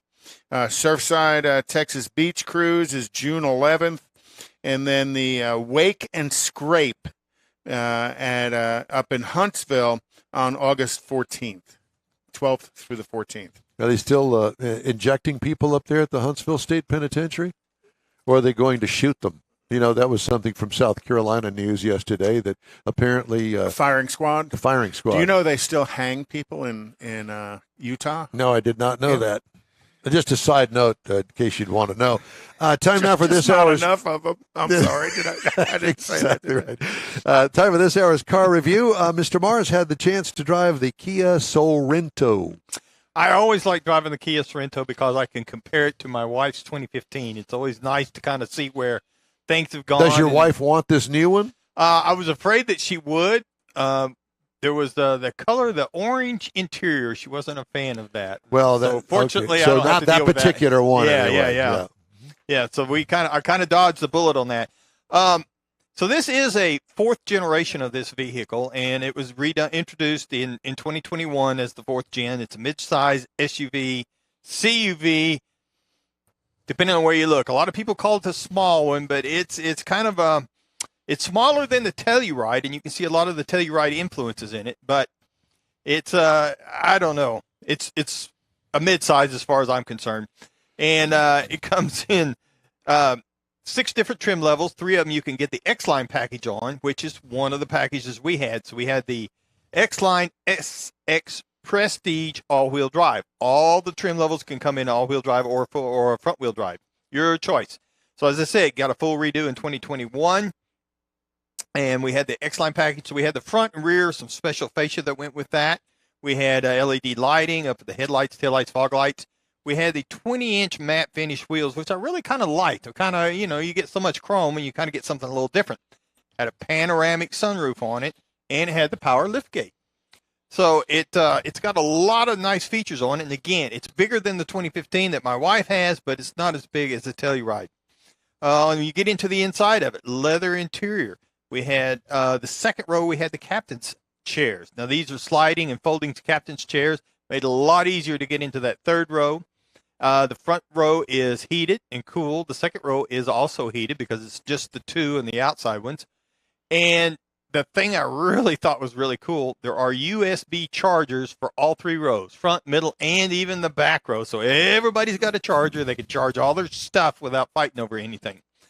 Up front, we had the 12.3-inch digital cluster. So we got lots of stuff up there for the driver to see, plenty of room to see everything that's going on. Had a 10.25-inch touch monitor in the center stack. Everybody's getting a little bit bigger there. Makes it a lot easier to find your convenience controls. We also had the Bose audio system, the premium audio system that was really nice. It kind of filled that place up really nice. And I really like the fact that I could reach all the controls pretty easy. Everything was pretty within reach. The only complaint I had as far as the interior goes, there are a couple of dark spots at night. They need a little more lighting. I don't know if it's just because I'm getting older or maybe because I got to keep my eyes open. It's all of those things. All of those things. You have cataracts. We had 4 powertrains that are available in this. We had the 2.5-liter turbo engine that produced 311 pound-feet of torque. 8-speed transmission automatic, and again, we had the all-wheel drive. Now, the EPA says we should be looking for about 22 miles to the gallon in the city and out on the Highway 27. Now, I drove this thing 417.8 miles the week I had it. I got 22.6, so I had a lot of highway time on there to kind of drive that up. And I really liked the nice power band on it. Now, again, it's got a very comfortable ride in town. It seemed a little stiff to me, but I got out on the highway, and at speeds that I was going, it seemed all very, very functional. What kind of speeds were you going, Mike? Well, there was one time, I was going. Speed limit. Yeah, speed limit. That's Liar. I get close to the speed limit, okay? On the way down. The steering, the only other thing, the steering in town, to me, it felt a little detached. It's kind of like, am I really driving this thing? But out on the highway. Because it was airborne at the time. Well, no, that could be. That's that day that I was talking to you and I ran up on that highway patrol. Yeah, I'm talking to him on the phone. He says, "Oh God." I said, "Well, what's happened?" Well, I just blew past DPS. I said, "How fast were you going?" Well, 80 something, 8. And he kept looking in the rearview mirror. I've slowed down now. I'm down to 75, but he doesn't have the red lights on, so I guess he must have been sleeping over there. He was busy taking care of more important things than me. Well, we can call Stephen Woodard and find out. I will say, let's get back to this. So the base trim price on this vehicle was $43,090. And that's not bad. As tested was $45,120. So you get a lot of stuff when you're up there in that near top tier level. Is this the one you were doing 88 miles an hour on the way over here? Yes. Busted. If you get the base model, the stripper, it's $30,845. And even at that, you got quite a bit of stuff there. But it shows you the difference in where we were at the top versus the bottom. If you're looking at something to compare this to, you might look at the Volkswagen Tiguan. Starts at $26,400. Even Honda Passport, maybe, up around $31,870. Hyundai Santa Fe starts at $26,850. If you're looking for something in that small to medium size race car SUV. Well, David Ainsley's daughter is looking at one of these, and she's looking at the hybrid Sorento. Oh, so yeah. Should be a pretty cool little thing. Says she's going to I have said all along, if you're in the market for a new car and you want to get on the electric car buzz platform, so to speak, get yourself a hybrid. Yeah, I agree. Because you get the gas mileage, best of both worlds, and you also get no angst when it comes to range anxiety. Well, not only range anxiety, but just the charging and stuff, because we've had a lot of discussion about that the last couple of weeks. I know we have, but I think that the hybrid is the bomb. I think that's really should be the transition, and it's going to take a long time before you can really make that transition. The idea of saying, well, in 10 years, we're going to all be on full electric, that's bogus. Well, and the phrase hybrid, each manufacturer has their version of a hybrid. Yes. Some propel the vehicle, some power the vehicle, so the phrase of hybrid varies depending on the manufacturer as far as the functionality of the system. The marriage of gasoline and electricity. I have to tell you that I was on my way home last night and I passed, no surprise, a Fiat 500. Remember those? Yeah. They fit in the bed of a pickup truck. God. Yeah. I never liked that thing from the very beginning. I still don't like it today. And do they still sell them? I think they still sell them. I guess they do. Who buys them? Why would you want one? The mileage is okay, but it's not all that. I mean, you're not getting 100 miles to the gallon in that little thing. I'm being nice. Can you tell? Well, but there's Fiat dealers, up on the north side on 45 North. Fiat builds a nice car, but not that. Fiat Alfa Romeo, I think, there's none of them over in my part of the world, but yet people are still showing up. The guy I was telling you about before the show, His daughter has one. The In Real Time Car Talk Show is now part of the iHeart family and available 24/7 at iHeart.com and through the iHeart app. Just look for the In Wheel Time Car Talk logo. We stream on Facebook, YouTube, and InWheelTime.com. Heck, we're everywhere. In Real Time Car Show continues right after a quick break. Father's Day weekend, Saturday, June 18th, 2022. It's the next Tailpipes and Tacos Cruise-In, and you're invited. Tailpipes and Tacos Father's Day edition will be at the same Loopy Tortilla in Katy, 8 to 11 a.m. on Saturday, June 18th. It's the only place cruisers compete for trophies and other prizes. Enter your vehicle for Best Hot Rod, Best Classic, and Best Modern Classic. Tailpipes and Tacos is Houston's coolest cruise-in and is your opportunity to see the best hot rods, show cars, classics, and resto mods, and get Loopy Tortilla breakfast tacos and adult beverages. There's no entry fee, and cars will automatically compete for custom Loopy trophies and other prizes. It all happens at the Loopy Tortilla Tex-Mex in Katy on the Grand Parkway at Kingsland Boulevard, just south of I-10. Kick off summer with Tailpipes and Tacos Father's Day edition, Saturday, June 18th. The In Real Time Car Talk Show will be there too. Celebrate Father's Day, the start of summer, and the return of Tailpipes and Tacos. Saturday morning, June 18th, 8 to 11. We'll see you then, weather permitting. Tony Stewart Racing joins the NHRA Camping World Drag Racing Series, and his drivers, Leah Pruitt and Matt Hagan, will face off against NHRA stars including the legendary John Force Racing Team. Don't miss this battle of horsepower and performance. It's the final NHRA Spring Nationals event at Houston Raceway Park. Don't miss it, April 22nd through 24th. This is your last chance for nitro action in Baytown. Tickets at HoustonRaceway.com. The In Wheel Time Car Talk Show is now part of the iHeart family. Now you'll have access to 24/7 Car Talk anytime you need a fix. Just download the iHeart Radio app and ask for In Wheel Time Car Talk, and there we are. Be sure to save us in your iHeart library for instant access. No matter where you are, you have the best Car Talk Show right on your PC, laptop, or mobile device and never have to worry about finding us again. Of course, you can always get access to our video and audio streams via InWheelTime.com and your favorite podcast channel, and all of this is free to you. From the iHeart Radio app, you'll not only hear our Saturday morning live show, but the best shows of the past, updated weekly. Never miss a minute of up-to-date new car reviews, pre-owned reviews, Conrad's Car Clinic, informative interviews, automotive news, and the most fun car talk show on the planet. Just download the iHeart Radio app, search for In Real Time Car Talk, save it to your library, and with a tap of the icon, you'll be in touch with your favorite Car Talk team. In Real Time Car Talk, streaming now on iHeart.com/InWheelTimeCarTalk. Welcome to the In Wheel Time Car Talk Show on iHeartRadio. Coming up, yes, he's here with us live and in living color, Jack Nerad and the California Report, among other automotive things. Plus, we have the events calendar and the stories making automotive news headlines this week. Howdy, along with Mike out of this world Mars, the fabulous and effervescent King Conrad DeLong. Sorry, it was something I ate. I'm Don Armstrong. Glad you could join us on this Saturday. Jeff Zekin is out. He will be back with us next week and joining us at Houston Raceway Park for the NHRA Spring Nationals. Glad you could join us today. And speaking of joining us right now, ladies and gentlemen, from the left coast, it's Jack Nerad. Hi, Jack. Hi, always great to join you. Well, a real pleasure. Well, thank you, and it's an honor to have you with us as always. What's the price of gas this week? About $6. $6. Well, yeah. Is it kind of gone down a little bit? But it's kind of stabilized.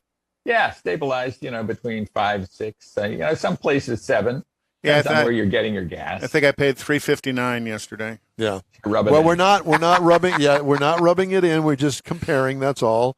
So, how have you been? What have you been doing? What are you driving? What's exciting? I've been driving a lot, actually. I've been driving a lot of vehicles that I would say kind of the neo off-roaders that we're getting now. I was spending a lot of time in the 4Runner TRD Pro the last week. Cool car. I'm writing about the Ford Explorer Timberline.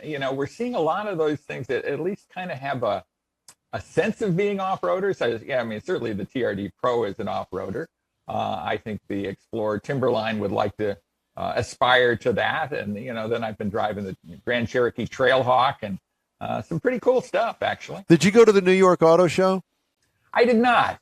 There wasn't really enough to drag me there. There were some interesting things, I think. There was the the Kia Niro was introduced, was one of the things that was introduced.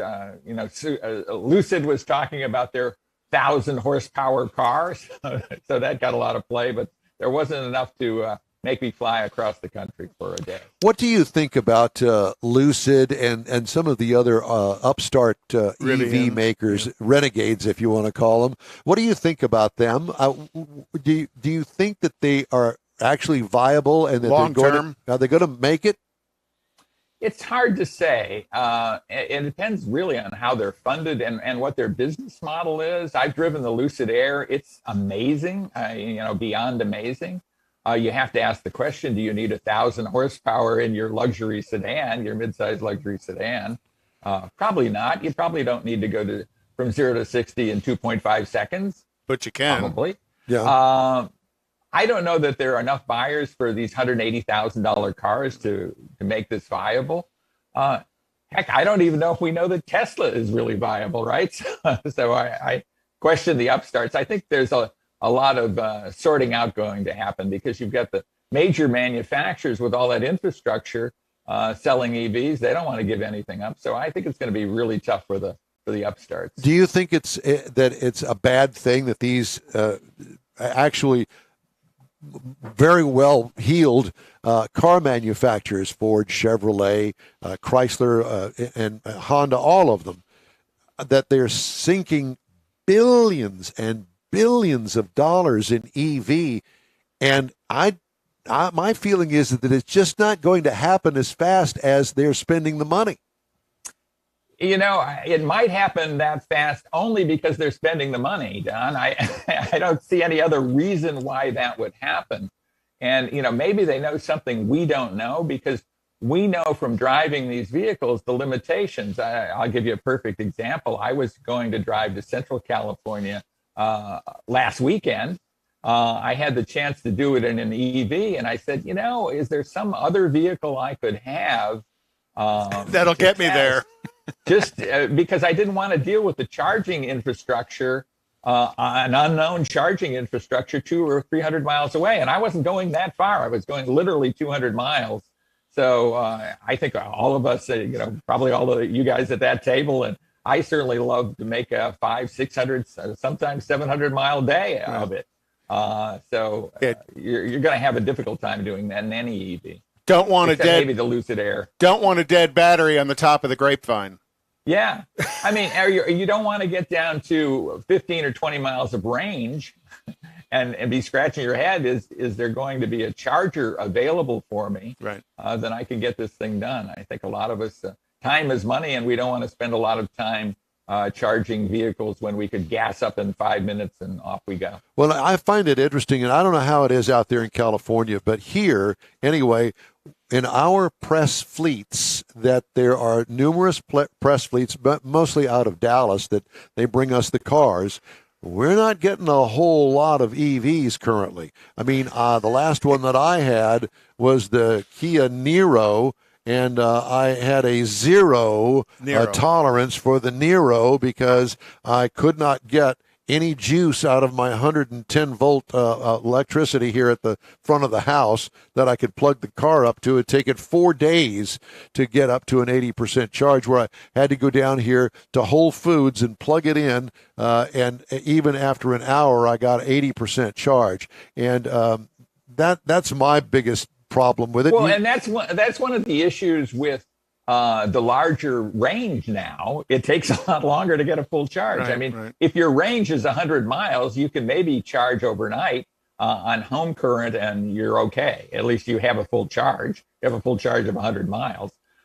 If you have a vehicle like I have out front here, I've got a Volvo XC40 Recharge in the front driveway right now. It would probably take me a really long time, 18 hours or so, I would guess, to get a full charge of 200 some miles. And as the power goes up, you talked about the Lucid. As the power goes up and the battery packs have to have more power available for the vehicle, now you're talking 200, 300, 400 kilovolt systems. That's going to take a long time to charge at 110. or it's going to still take a while to charge at 220. You're going to need a 440 charger to put a fast charger. So where are you going to go and charge this vehicle? I assume you're going to have it for a week? I am going to have it for a week, and I might really conserve the 200 miles of range. I live in a place where there are some chargers fairly nearby, some public chargers fairly nearby that I can get a level 2 charge. Not necessarily a fast charge, but a level 2 charge into this. So I might do that depending upon where we do it. A lot of time, I've driven a lot of EVs, but typically I kind of spare the range, right? I don't drive a whole ton just because I don't want to deal with the charging aspects of it. So you haven't got an adapter to plug into your dryer outlet to go outside to give you, it would probably charge. cost me about $1,500 to wire my 220 into my garage. We have a laundry room in the middle of the house, so I'd have to do some pretty serious amount of electrical work, way beyond my capabilities, that's for certain. Oh, yeah. That would allow that to happen. I probably will get that done at some point because it seems inevitable that we're going to have more cars to test. Whether more people are going to buy them is not necessarily as inevitable as the cars to test. But as of now, I have not done that. So, Jack, in your estimation, what is the state of the automobile industry with the shortages still ongoing with the chips and now the rising price of gasoline and the componentry and the cost of used cars, and now they're tacking on additional charges on new cars, on some of the new cars. Yeah. What do you think about all of that? It's really crazy times. You guys all know that. I mean, when you have used cars increasing in value, that doesn't happen much. Maybe one or two specialty cars, but that basically does not happen. I think I saw some J.D. Power figures that the typical new car is going at well over sticker. About 65-70% of vehicles are going for over sticker price, over MSRP. That kind of never happens. When you drive by dealerships, they don't have any inventory, or many of them have very little inventory, and they're trying to entice you with used cars if they can. So this is a really wild time where we have still a great deal of demand, and yet we don't have supply. I mean, it's one of the strangest kind of car markets I've ever seen, and I've been observing this industry for 40 years or so now. So let me ask you this, and I'm just going to divert just a little bit and talk about the port out there in L.A., and is the backup still as bad as the news stories had it 6 weeks ago? It's not. I would that it were in some ways, because we'd be getting more stock. We'd be getting more vehicles out here. We don't have the freighters anchored out the way they were before Christmas time. They've moved that, and that's starting to change pretty radically. But at the same time, we're just not getting the supply of vehicles, and it still has to be chips. And there are areas in the world, of course, we see what's happening in Shanghai and all that. I mean, total lockdown, very, very difficult time. So to the extent that we're dependent, the auto industry is dependent on other countries for parts, we're in trouble. Yeah. So you don't see all of this shortage easing up anytime soon? I think it's going to last throughout the year. I mean, I think most people who are observers of the industry and are checking on just the infrastructure and the supply of parts to auto industry are saying this is going to go at least through the end of 2022. And we'll have to see what the economy does in 2023. If we are looking at, possible recession, that obviously would ease demand somewhat. Yeah. That's probably the last thing we want. I'd much rather have a vibrant economy with plenty of supply. What do you see as far as the automobile industry is concerned with new product that's coming onto market? Well, there is the obsession, and you guys have talked about it, and you're absolutely right, with EVs, which is still maybe 4% of new cars sold, something like that, 4 or 5% of new cars sold. Yet that's getting all the headlines, that gets all the attention. I think there are ways to look at EVs before you jump into the pool in the deep end and buy yourself an EV. I think a lot of people now are looking at EVs, and I get a lot of questions about it.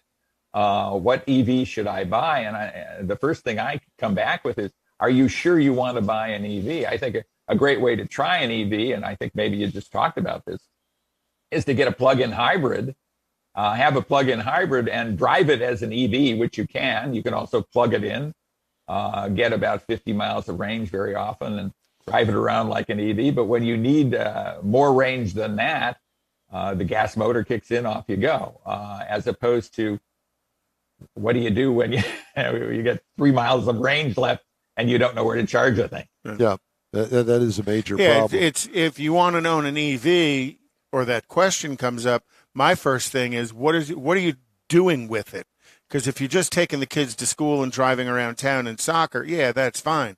But if you're driving to Dallas, no, that ain't going to happen. It's well, not, and I'm not curious a wise if choice. you live in a pickup truck hotbed, of course, and we're seeing all these electric pickup trucks come to market, and I scratch my head and go, who's going to buy all of these electric pickup trucks when they don't have the capability of a pickup truck, of a typical pickup truck, a conventional pickup truck, and they're a lot more expensive.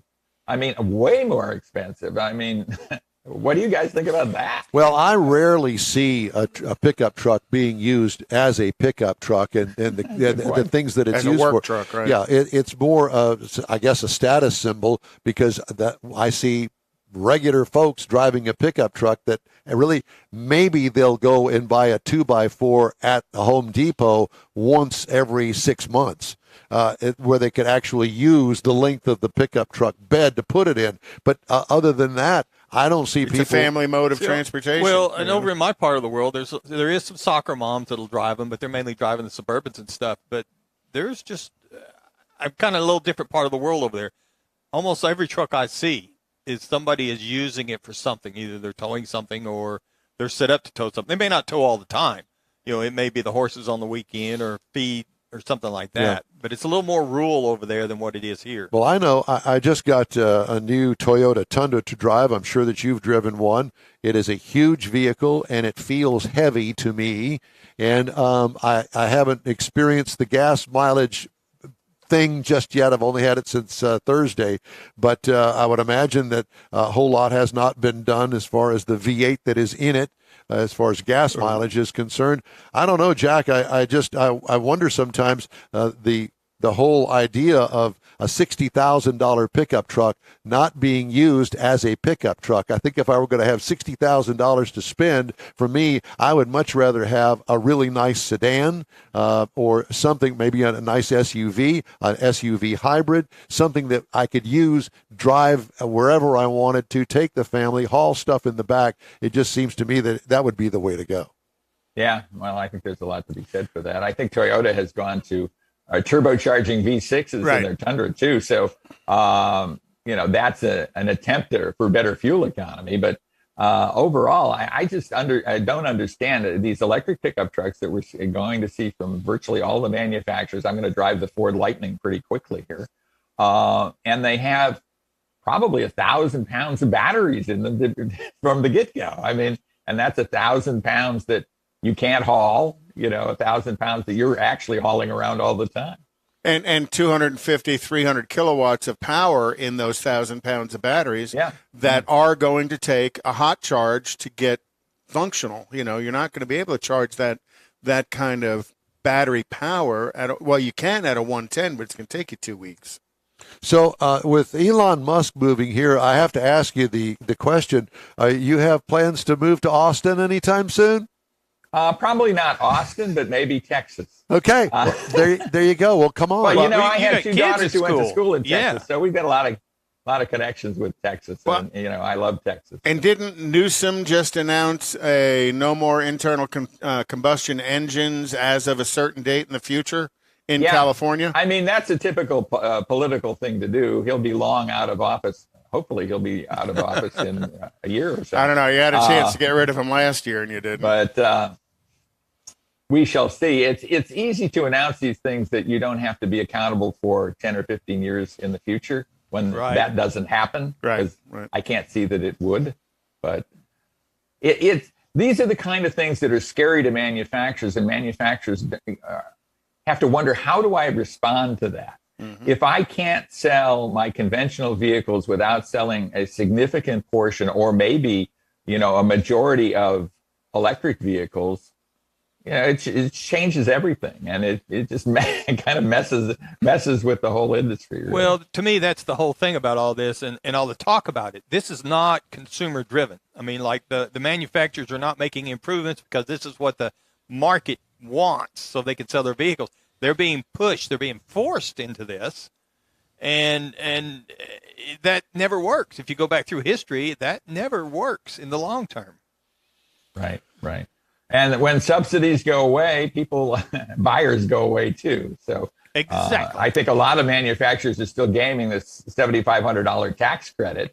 When that goes away, or when that changes, as it's likely to do, we'll see where the rubber really hits the road. Yeah. Jack, what is your website? I have a bunch of them, actually, but drivingtoday.com is where you can find America on the Road, which is the podcast and radio show that I do. Well, we wanted to put that up there because we love what you have to say. We love being with you on a Saturday, and we sure appreciate, as always, the time that you take and spend with us on a Saturday for you. I love spending time with you guys. I wish I could do it more often. Jack, thanks again. Have a wonderful Easter weekend, and we will see you soon. You too. All right. Happy Easter to all of you. Thank you. Happy Easter. And we'd love to hear from you as well. Just shoot us an email. The address here is info@inwheeltime.com. All right. Let us look at some of the stories making automotive news headlines this week, if you don't mind. May we? Do you have something? I always have something. I just try and do this to back up in between yours. Well, while we're out on the West Coast, can I just go ahead and give one story? Go for it. Yeah, for you. In a quiet San Francisco neighborhood earlier this month, this is from Automotive News. My son lives in a quiet San Francisco neighborhood. 3 police officers stopped an autonomous vehicle driving with its headlights off and were captured on video trying to communicate with the car, which had no human driver. Stop! Get out of the car! Put your hands on your head! Back up to me! The car's owner, General Motors-backed Cruise Automation, has been rolling out its robo-taxi service in the city since That's February. hilarious. Doesn't Nancy Pelosi live there? Yes. The company said in a tweet that it's been cooperating with law enforcement.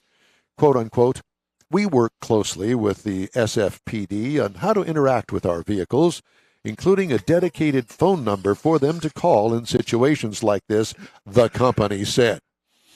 Cruise later tweeted that the car did as intended by pulling over to the nearest safe location where officers could contact the company, and the vehicle was not issued a citation. Stop! Get out of the car! Put your hands on the head! Back up to me! And what was it doing? What was the car doing? No headlights. And it had no headlights. Cruise fixed the issue that led to the traffic That's stop. hilarious. I thought that is actually well, we're out on hilarious. the left coast. I thought we'd have that story. So, Toyota Supra is going to put Toyota is going to put a manual in the GR Supra.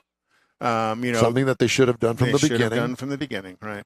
So, yeah, I thought that was good news. And then Toyota announced that they are going to have a full electric vehicle, small SUV called the Verge. It'll be the first EV to go on sale this spring. Not the Virgin, but the Verge. Verge. Is that Verge? Verge. Oh, my gosh. Sorry, I couldn't pronounce. What was the other word I couldn't pronounce at the beginning? That was good. That's I'm okay. reading it. I know. Toyota is also recalling 460,000 vehicles to fix a software problem that can inadvertently disable the electronic stability control system. The recall covers vehicles from 2020 to 22. Toyota's Venza, RAV4, RAV4 Prime, Sienna Hybrid, Highlander Hybrid, Lexus LS 500, 600, 350, 450H. So lots of recalls. I had talked to you much earlier, weeks ago, about some of these CEOs making stupid money with these car companies. Well, Mary Bear. Stellantis CEO Carlos Tavares, 2021 pay drew an angry response from some trade unions on Wednesday, days ahead of a French presidential vote fought largely over cost of living concerns. Minority Stellantis shareholder FiTrust estimated the value of the total compensation package awarded to Carlos at $71 million ahead of the automakers group's first annual general meeting. Group's chairman said Stellantis would take into account the shareholder vote on the 2021 compensation report after it was opposed by 52% of them during a Wednesday meeting. In the U.S., GM CEO Mary Barra earned $23.7 million. That's because Stellantis is doing better than GM. At least Stellantis is making money. GM is bleeding out the ears. Oh, out the ears. Yeah. Well, I does anybody ever look at the PR factor in this, the public relations factor? No. Wait just a minute. You're telling me that I'm going to spend $50,000 for a new car, and the head of this company is making $23 million? Yeah. How fair is that? That ain't right. I'm not going to buy my car from them. I'm going to go over here where they give away their profits to the cats and dogs. Well, and remember that Mary Barra's had the job since, 2009? Because she got the job when I got fired, and has been making that kind of money. What do you do with $23 million a year? I'd like to know, but seriously, what do you do with $23 million a year? How do you earn that in what you do? I just don't see a place for it. But I wish I had her job. Shall we talk about the NFL or MLB? All of those are the same. Thank you. What do you do with $250 million when you're going to be in jail for the rest of your life? Spend it on lawyers. I have no idea. I just figured I'd throw that out there. Because my mind is doing 150 miles an hour here trying to think. See, Mars is driving your mind doing 150 miles an hour. The New York Auto Show has was a happened. flop. Yep. So highlights include Hyundai EV battery plant being built here in the United States. Oh, wow. Jeep Wagoneer family grows with a stretched L model. Suburban Fighter. Kia to launch the second-gen Niro in the U.S. this summer, and the EV range increases. Well, hey, the EV range increases. That's where I am, so I don't get stranded here at the house because it doesn't have a charge. Hyundai's 2023 Palisade takes a sportier stance. Well, we needed that. Ram plans to unveil the electric 1500 concept this year. Cool. Yeah, and did you see the kind of the shadowy? Yeah, it's like pretty zoomy. I'm thinking I'm going to like that. EV maker VinFast sets battery lease pricing. VinFast, VINFAST. Oh, I know. That's Vin Diesel's brother, except it's an electric vehicle instead of a diesel. That's what it is. Battery lease pricing in the U.S. So you don't have to go out and spend cash money for a new battery. You can lease the battery. And pay 4 times what you... Probably. Fresh in 2023, Subaru Outback gets new fascia and an additional engine option. The Hyundai Ioniq 5 is named the World Car of the Year. Kia Telluride gets off-road boost and a bigger screen. And the 2023 Nissan Pathfinder Rock Creek becomes a more rugged package. Those are the highlights from the New York Auto Show. Now you can yawn. The New York Auto Show used to be a big deal. Not so much anymore. Yeah, Detroit isn't either. Well, I will say I did make Detroit and Chicago and Los Angeles while they were big deals. And I always planned on going to New York, but not so much anymore. Well, Honda is dropping the Insight gasoline-electric hybrid in the U.S. to focus on hybrid versions of 3 core models, the CR-V crossover, and the Accord and Civic. Insight was the first gasoline-electric hybrid sold in the U.S., though it was quickly eclipsed by the Toyota Prius. A redesigned CR-V and Accord, as well as hybrid versions of each, will be introduced this year, adding that it expects hybrids will eventually make up 50% of the sales of each model. Okay, that's it for this segment. We're going to take a quick break, wrap things up. Stay tuned on the In Wheel Time Car Talk Show. Father's Day weekend, Saturday, June 18th, 2022. It's the next Tailpipes and Tacos Cruise In, and you're invited.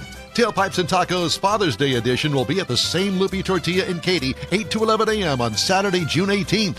It's the only place cruisers compete for trophies and other prizes. Enter your vehicle for Best Hot Rod, Best Classic, and Best Modern Classic. Tailpipes and Tacos is Houston's coolest cruise-in and is your opportunity to see the best hot rods, show cars, classics, and resto mods, and get Loopy Tortilla breakfast, tacos, and adult beverages. There's no entry fee, and cars will automatically compete for custom Loopy trophies and other prizes. It all happens at the Loopy Tortilla Tex-Mex in Katy on the Grand Parkway at Kingsland Boulevard, just south of I-10. Kick off summer with Tailpipes and Tacos Father's Day edition, Saturday, June 18th. The In Real Time Car Talk Show will be there too. Celebrate Father's Day, the start of summer, and the return of Tailpipes and Tacos. Saturday morning, June 18th, 8 to 11. We'll see you then, weather permitting. Tony Stewart Racing joins the NHRA Camping World Drag Racing Series, and his drivers, Leah Pruitt and Matt Hagan, will face off against NHRA stars including the legendary John Force Racing Team. Don't miss this battle of horsepower and performance. It's the final NHRA Spring Nationals event at Houston Raceway Park. Don't miss it, April 22nd through 24th. This is your last chance for nitro action in Baytown. Tickets at HoustonRaceway.com. Well, guess what? That, my friend, is a wrap for this week's In Real Time Car Talk Show on iHeartRadio. When you are on our Facebook page, please give us a like. Tell your friends about us. Share our junk if you would, please. You'll get Conrad's unicorn hunting features along with all things automotive all week long. There'll be some fun stuff in there, too, including upcoming events, cruise-ins, and other goodies. The In Real Time Car Talk Show is on 24/7 on iHeartRadio, both online and through the iHeart app. You can find us at In Real Time Car Talk. And despite our ages, we're still having a strong, steady stream. Live on Facebook, YouTube, Twitch, and on InRealTime.com every Saturday, 8 to 11 Central. 30-minute podcasts are available from your favorite podcast outlet, too, 7 days a week. Oh, you kill me. The In Real Time Chief Engineer is David Ainsley. Our Marketing Advertising Manager and Video Technical Director is We Need More Jeff Zekin. The Booking Agent and Podcast Editor Mike Out of This World Mars and his Royalty King Conrad DeLong. I'm Don Armstrong. Today's show was produced by Jeff's doctor, Dr. Vinnie Boom Box.